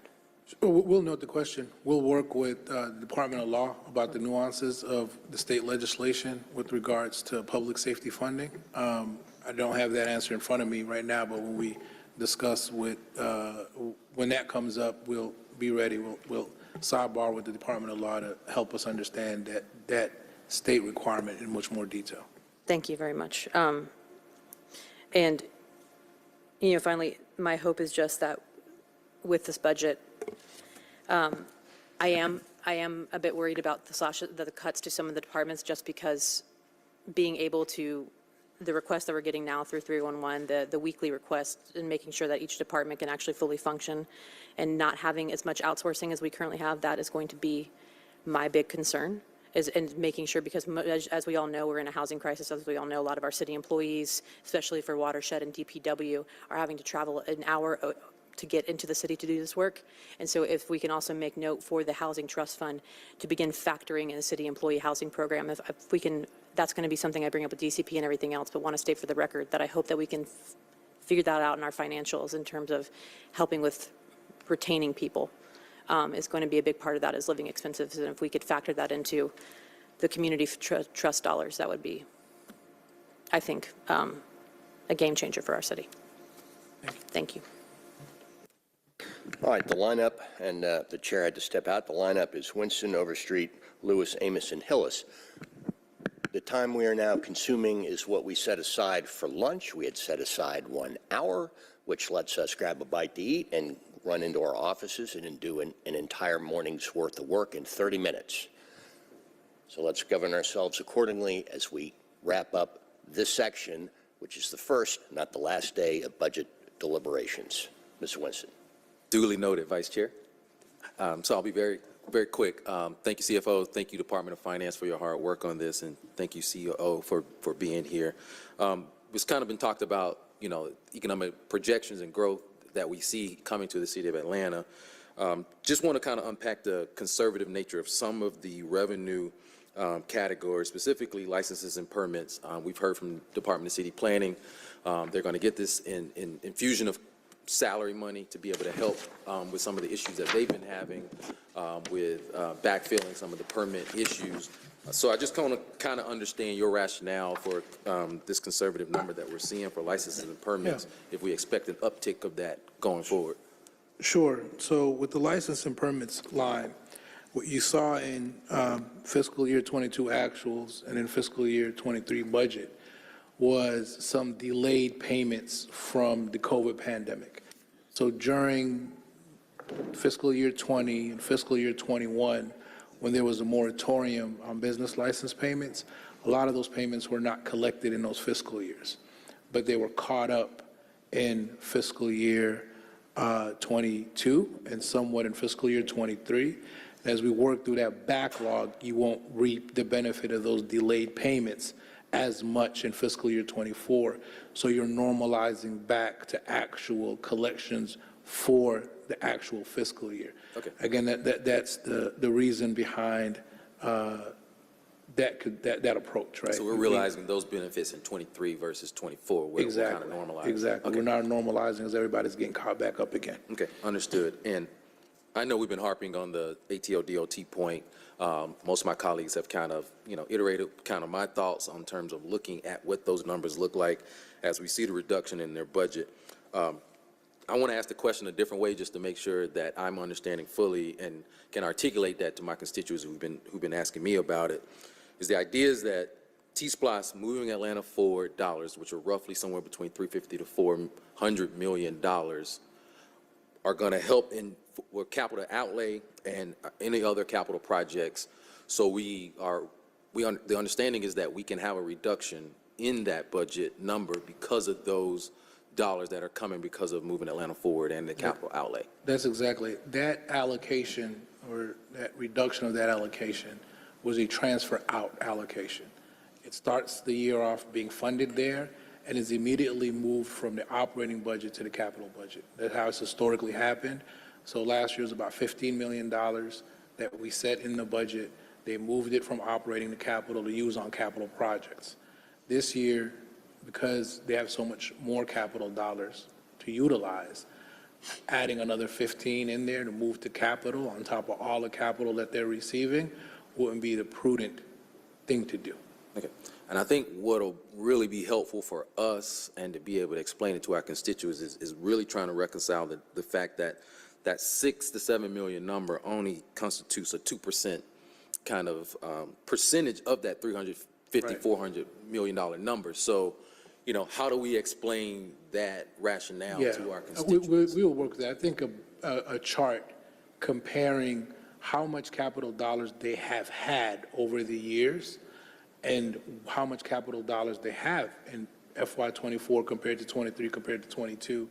I think that will shed a light better on the conversation and will show that there was significant growth in capital allocations for the Department of Transportation to deliver. Because when you go back to 22, comparing it to this 24 budget, it just looks like such a drastic decrease over time Right. with such a Because you're looking very at a new snapshot in the department. budget that's only related to capital, not operation. Okay. The operational budget is healthy and stayed consistent year over year. The capital part of this budget, which we'll probably have to do probably when we get into it in more detail, looking at it more nuanced, understanding its appropriateness in the larger framework, I think would be a much better utilization of our time, and we're happy to discuss that in more detail, and even when transportation's up. Okay. Appreciate your time today. Thank Thank you, Mr. Vice Chair. I yield my time. Overstreet. Thank you, and I will be as brief, but I did want to take a moment. First of all, the comments that I make, just know that it's not about you all. I find you all dynamic and amazing in the job that you do for the city. I really do.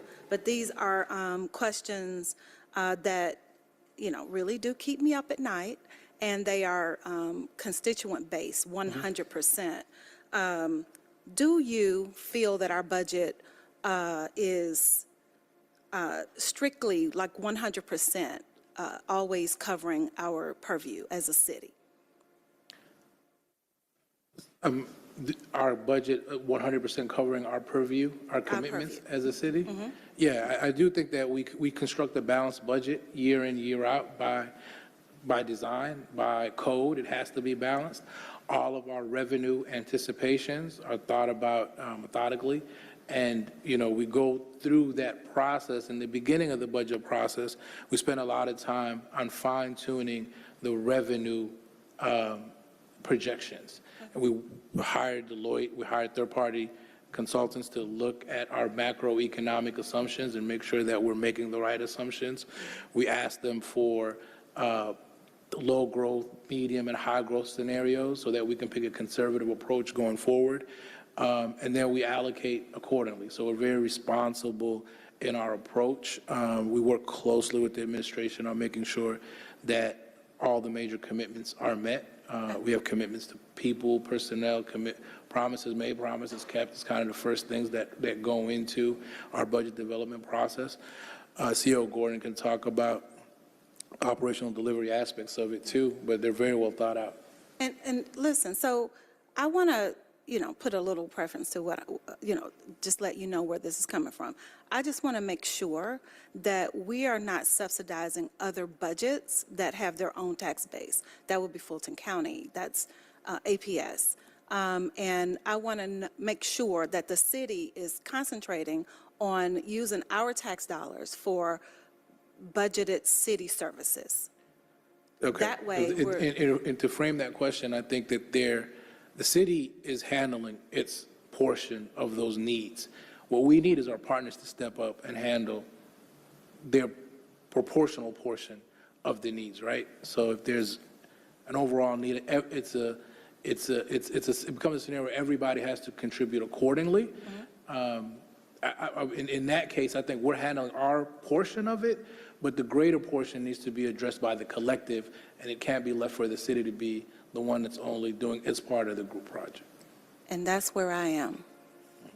That is where I am. I will support you in making sure that we are not cutting back on departments that I truly believe should be fully funded by the city and needed, because we are trying to subsidize and help those that are not doing their part. I'm not privy to those budgets, but I'm just saying that I know that the city of Atlanta has our own bucket of responsibilities, and I want to make sure that we are not year after year chipping off this amount and that amount and this amount and that amount to make sure that other entities are reaching their goals. And that's extremely important to me because I see how we can really underfund areas that we need, trying to do things that really aren't in our purview, if we're being absolutely honest. And I just want to make sure that you all feel that the budget that you put forth to us is taking care of the needs of our citizens and our tax base, the reason that we have the budget that we have. And if you I'm happy to respond. Okay. I think a few things. One, I think it's important to make sure we have a great budget that fully funds all the resources that we need to do our jobs, but we also have to be effective and efficient in the delivery of service. And so you have, people, you have process, you have systems and technology. And over the last year, that's what we've been looking at, because in some issues, we did need funding for many things, and we've come to City Council on those. But in other things, we needed to get our own house in order, have our processes that make sense, that are streamlined, be able to provide information timely to you. If you ask me, what's the status of X or Y? Why is it delayed? We actually have an answer for that. And being in a position to proactively move service delivery forward. So I think this budget provides us that, and we are challenging ourselves, not just to throw money at the problem, but to make sure we're doing the proper assessment. And I can tell you, even a year ago, when I was in this seat being asked questions about the budget, we were just scratching the surface on some of the different areas, and I'm sure you've seen a lot of different changes.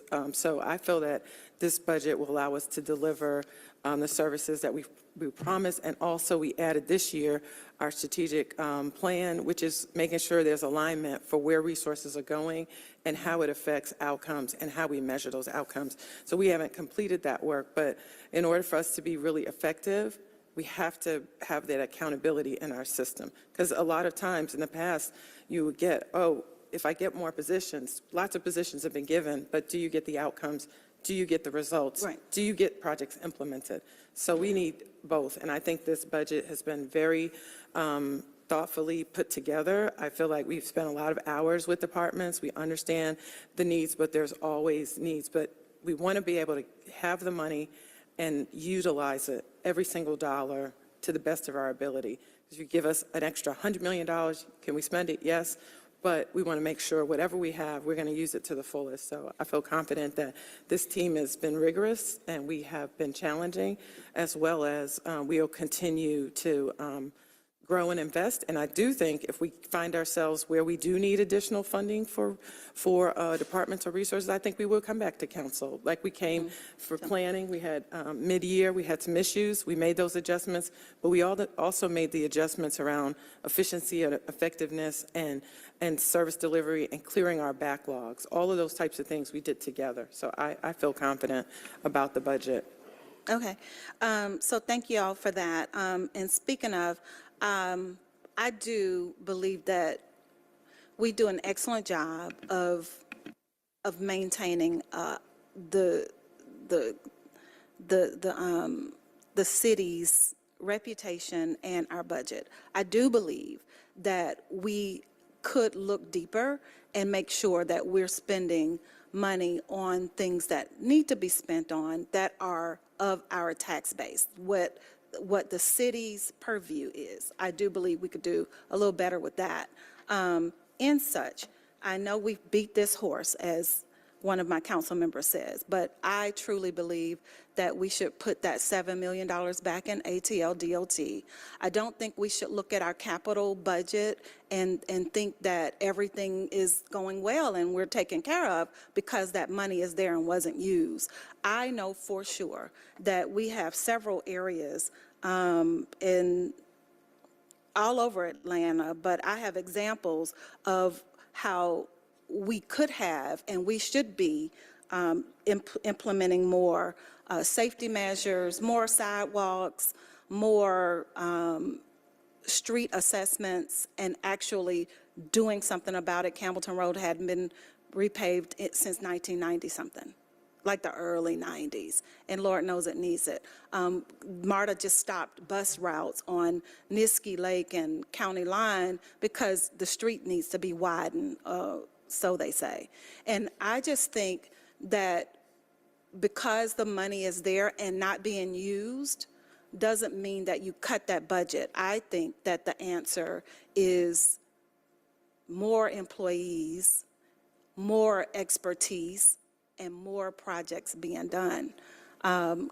Cascade right now is Alligator. I know it's a construction zone because we're on the Cascade Complete Streets, but we shouldn't be tearing up tires while we're doing the complete streets, especially not for 18 to 24 more months. So I think that, and I'm a transportation person. I mean, you guys know I sit on a regional transportation board. I would think that our president hated me thoroughly if he took me off of the transportation committee. It's my favorite thing. I retired in transportation as well. I love transportation. So I definitely believe that that $7 million would be well spent and is needed for the people that need us the most, to be honest. I think that that's who loses out when we don't make sure that that particular department is shored up.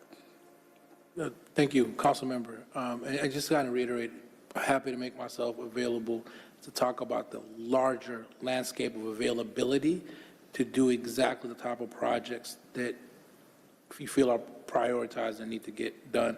We'll work with CO Gordon, we'll work with Commissioner Cavanis, we'll sit down and show a holistic picture of the capital delivery framework for the Department of Transportation so that you can see it a little bit more clearly and come to the same conclusion that we came to, and we'll probably have a benefit of being more intimate with the data, and then when it's presented and when you see it, it's your first time seeing it. So I'm sure there's a lot of questions.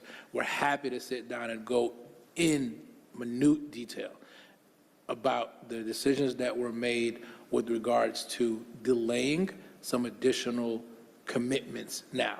I wouldn't even look at it as a reduction in funding, but I would look at it as not overcommitting to something. And that's the way I would phrase it, and I would look at it. We have a lot of resources at our disposal. We have a healthy fund balance. We have a lot of things that if needs are met and things are progressing at a much more rapid pace than we projected them to be, we have tools at our disposal. I'm just cautious in overcommitting to something that could be delayed for when it's more appropriate. I think that's a better context to consider it and look at it. The data is going to drive our decision making, and we're happy to sit with each council member. We'll set up the time, we'll stay late to go into it in more detail to get a better understanding so that the decisions that are made thoughtfully and they're made with consideration of other needs or other departmental commitments. Okay. So happy to do that with you. And, you know, I'm absolutely available. I would love to. These are things that I've not asked for once. I've asked for several times. Yeah. So I would love to. Absolutely. Because I think that there are needs that need to be addressed. I mean, one more example. I did legislation because I know we have a new park coming in that we actually invested to purchase the land in Southwest Atlanta. And there is a desperate need for a safety plan there. And I've not seen it. So I really, really, really want to make sure that we're addressing the transportation. And I also believe that we can miss out on huge opportunities nationally for, I don't know, I'm not going to name any particular things that we may miss out on because that won't be good, but because of transportation issues, you know, and I just really feel like we should double the transportation department if we have to, whatever it takes. But I'm looking forward to sitting down with you on that. And closing out, I would like to add what Councilmember Norwood and Faroki asked for, you know, as far as the tax base is concerned. I think that it'll be more appropriate to look at it over and provide it over a several years span to show how it's changed. Because I do know that when I first got on council in 2018, that tax base, especially for the north side, was we've grown so many other areas that it's substantially changed over. And so I would like to see the difference, Sure. You can do a and not historical. just what it is today. Sure. Okay? I think that'll be more fair for the city. And that's it. Thank you. Thank you. Thank you for the. Mr. Lewis. I think all of us are sounding alike up here, which is a good thing, because to have the entire city of differences, different people saying one thing, we're speaking one language, we need the mayor to draw a circle around us on this part, right?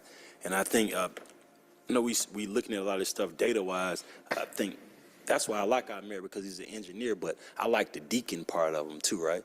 So we got to add in the people part of it. And so all of the data points may not affect the entire city the right way. My questions are surrounding around that.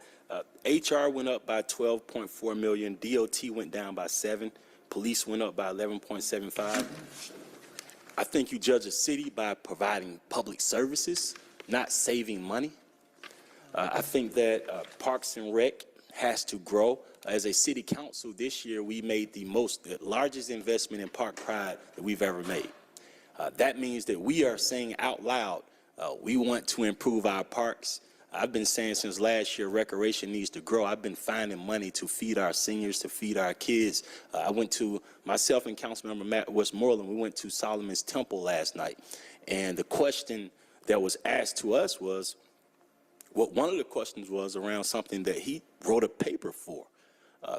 $35 per person, families of 3, families of 4, that's over $100 per week that our young folks are paying per week. They can't afford that. So Parks and Rec has to grow budget-wise so that we can actually provide the services for people with financial hardships. Because folks without financial hardships aren't even applying to go to Camp Best Friends in the summer. And I think it's because of the budget issues with Parks and Rec. And so as we spent $1.6 million this Monday to buy a new park in District 12, to see the Parks and Rec, and last year we bought another park, and we're seeing Lake Charlotte Natural Preserve grow, and we're about to add 300 acres over at the Public Safety Training Facility. So to see Parks and Recreation not grow in this budget is disheartening. Excuse me, council member. At that rate, not grow at the rate that it should. Yeah, so the parks budget we have an increase in this year's budget of $2.83 million. We're just talking about the rate of growth? Yeah. Yeah, okay. It's noted. And I'll be more specific, 2.8 million. The year of the youth, we said at first was $1 million. And so our goal is we haven't said no to anybody. We've said not yet. So the demand will increase over there. I'm just thinking about like this being the year of the youth, the Parks and Recreation has to grow. When we're thinking about this, we have right now our summer camp. I'm just thinking about like forecasting, right? So let's say we have an influx. Right now we have 200 students signed up for Roselle Fan Summer Camp, but we have capacity for 400. Let's say we increase by that 200, because we don't know. Financial hardships means that young folks can actually go for $1 a week or $0 a week. They just don't know it yet. And so I want to make sure we're preparing for that. I know we've been conservative, and I want to speak with Councilmember President Shipman on being conservative. Man, we're doing so good as a city, right? We beat the recession last time. We about to beat, the world is talking about a recession and depression. We're talking about we're beating the state and we're beating the country, and all of us are seeing this money. We just want to see us provide services, because transportation, to see it not grow, to see Parks and Rec not grow. We just lost I'll end on this. Councilmember Shipman said we're not Cleveland and we're not Des Moines. I want to say we're not Chicago and we're not Baltimore. Baltimore is spending $106 million on transportation this year. Baltimore has trees growing in their buildings downtown, right? So when we're competing for the stuff that we're competing for, we have to grow to provide services, and that's my hope. I agree. I think growth is critical. Investing in growth is critical. The administration and the city has continued to be in that posture. I do think that our philosophy of constructing a sound budget that's based on reasonableness and then making mid-year adjustments when we see things are improving has been a prudent way to go. So last year, and you remember in December, we went in with the budget, but by the time December came around, the city was able to increase the COLA commitment to a higher amount, as well as make some significant investments into public safety employees. These are the types of things that I think are better to have when you're making mid-year adjustments to say, hey, you know, we're thoughtful about approaching in the right manner, and when we see things trending positive, we're quick to make decisions, versus the inverse, which I'll caution against, which is you overcommit, don't have enough funding to do what you need to do throughout the year. I don't want us to get into that posture. Continue to work with all you guys. I think you guys are phenomenal as a council. You have a lot of great ideas. Administration has put in a lot of work and a lot of thoughtfulness into each department's budget. They did a strategic overview, went into operational delivery, metric delivery, and a lot of the nuances that CEO Gordon and team spent the last, before our budget development even started, they were starting this work with the efficiency and enhancements to our systems. And I think you're seeing a lot of those efficiencies play out in this budget as well, too. And I appreciate you. And lastly, when Councilmember Overstreet talked about the infrastructure program, we have the opportunity to get the United States government passed the largest infrastructure program in the history of the country. That money's still floating there. So to not grow our transportation department, to attack that money, to get as much as we can as possible. Last week, we also found funding with the U.S. Navy Corps of Engineers. They gave $6 to $7 million to the city to fix some issues. There's more funding out there. I think that our departments have to grow. They have to stretch so we can go get that money and bring it in. Yeah. So again, when you look at the operational aspects of their budget, they have received some contributions, right? So you look at the personnel, contract services, the main line items. It's only when you get to the bottom of the budget where that outflow projection is, which was last year increased $5 million year over year, and this year brought back down, right? So last year, I don't have the numbers in front of me in detail, but you'll see the budget in this book right here. When you look in the details behind the transportation budget, that portion of the budget is what's considered below the line and not at the operating part of the budget. I think I'm lost because I'm always thinking this is Atlanta. This big book. Okay. This big book, Okay. when you look at the Department of Transportation's budget, you'll see personnel growing, you will see contract services, you will see supplies. All of those budgets have not been impacted. It's the bottom part of the budget. When you look at it in more detail, that's why I welcome the discussion and the ability to be able to go through it in much more nuanced details than looking at the high-level overview that you see on this slide in front of you. I think that number, and I'll stop after this, I think the number of $107 million for Baltimore and $50 million for Atlanta, $50.34 million for Atlanta is what's alarming to me because I like to stick my chest out. It shouldn't be alarming at all because you don't know how those municipalities are constructed. So you don't know how those municipalities have their own MARTA transportation system might be municipally owned. I don't know those nuances of their transportation system versus ours. Our transportation system and our transportation department is much different than any other municipality. Comparing municipalities across the board one for one without looking into them in detail, you would have to look at them and see what a true comparison of ours are. Some cities don't even have transportation departments, right? They let the state and it's enrolled in the public works. So it just becomes a lot more nuanced. We have infrastructure transportation dollars that we coordinate with MARTA on for public transportation. It's not in this budget. There's a lot of transportation things that are across the board and our coordination with GDOT, right? Our coordination with other transportation partners in the city that enhance the cities of Atlanta's transportation infrastructure can be looked at a lot more broadly than looking at it one for one without looking at the mechanics of what that city's transportation budget or infrastructure is comprised of? You know I got to follow up, but I'm going to stop because I think that when we also look at that way, I'm looking for shovels in the ground similar to her. And so that 50 million number there, I think that we're limited because I don't see shovels in the ground on Metropolitan Parkway. Right. It stops at Northside Drive, right? They are repaving the entire Northside Drive, but they stop the moment it turns to Metropolitan Parkway. I think if we increase transportation, I could grab $7 million to repave to finish Metropolitan. Councilmember Lewis, happy again to sit down with you again. What we're looking at in front of us is the operating budget. There's a whole capital component, a whole capital budget that's not seen here, right? So you have shovel on the ground projects, capital projects, infrastructure projects.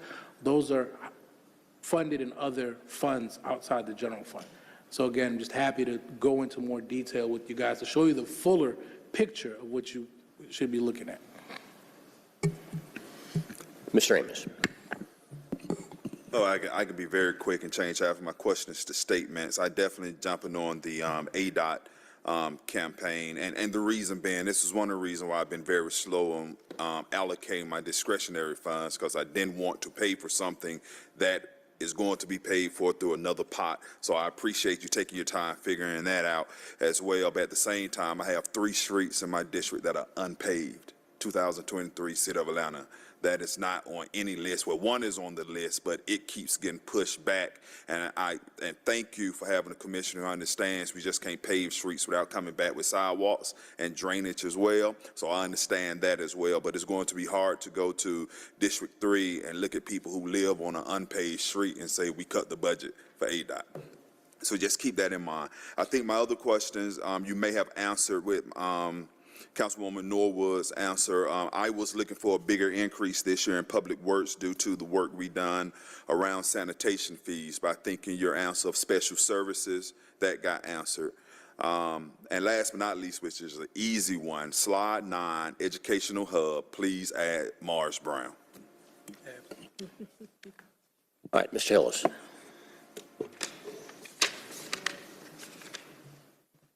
Mr. Vice Chair, just had some quick follow-ups. Be quick. And this will come up more in HR, but in addition to the 2.5% COLA across the board, is there anything presently in this budget? I know Dr. Wilson commented something about DCP, some adjustments there. Is there any other personnel pay adjustments in this budget other than the COLA and the There's DCP? also, there's the premium pay allocation for frontline employees that's being carried forward to committed again for FY24. Thank you. Did you list the benefits?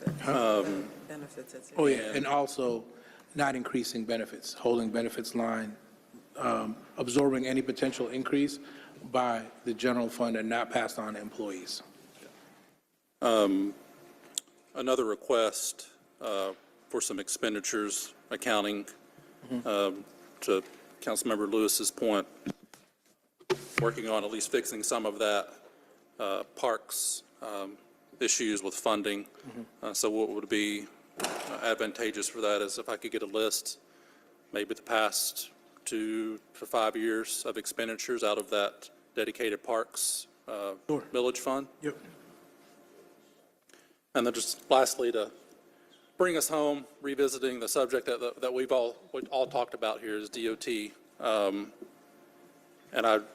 like I said before, I understand the issues with capital project delivery, but I would say at least half of my frustration, and probably I also speak for my colleagues, it isn't just capital project delivery, which I would love to have 20 more capital projects just in my district.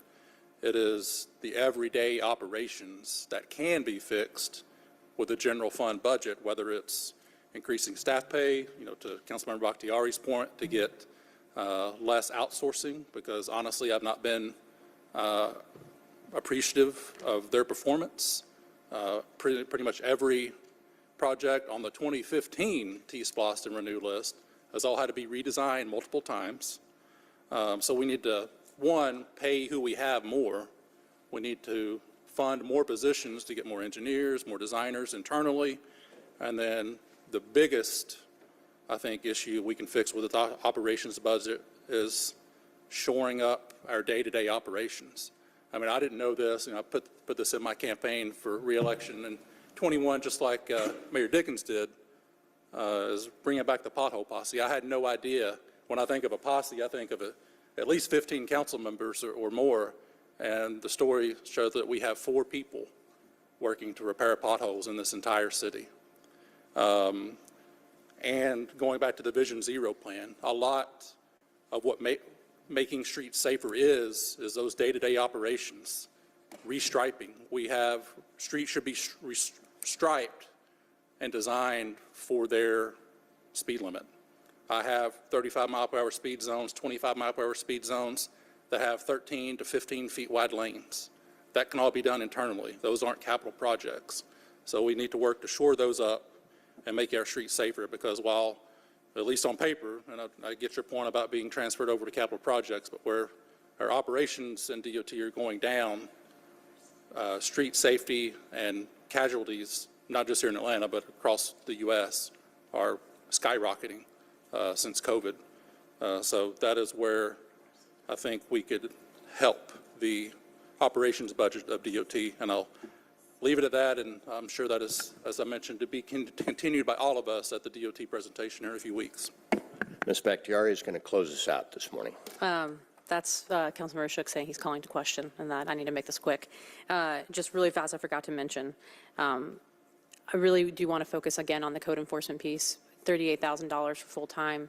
We have 8 field officers. We really need to bring that number up to the issues that we're having around code enforcement. And I don't mean predatory enforcement. I mean drug activity, other illicit activity, things that are occurring in my district that we're unable to cut into because we simply don't have the pay or the folks.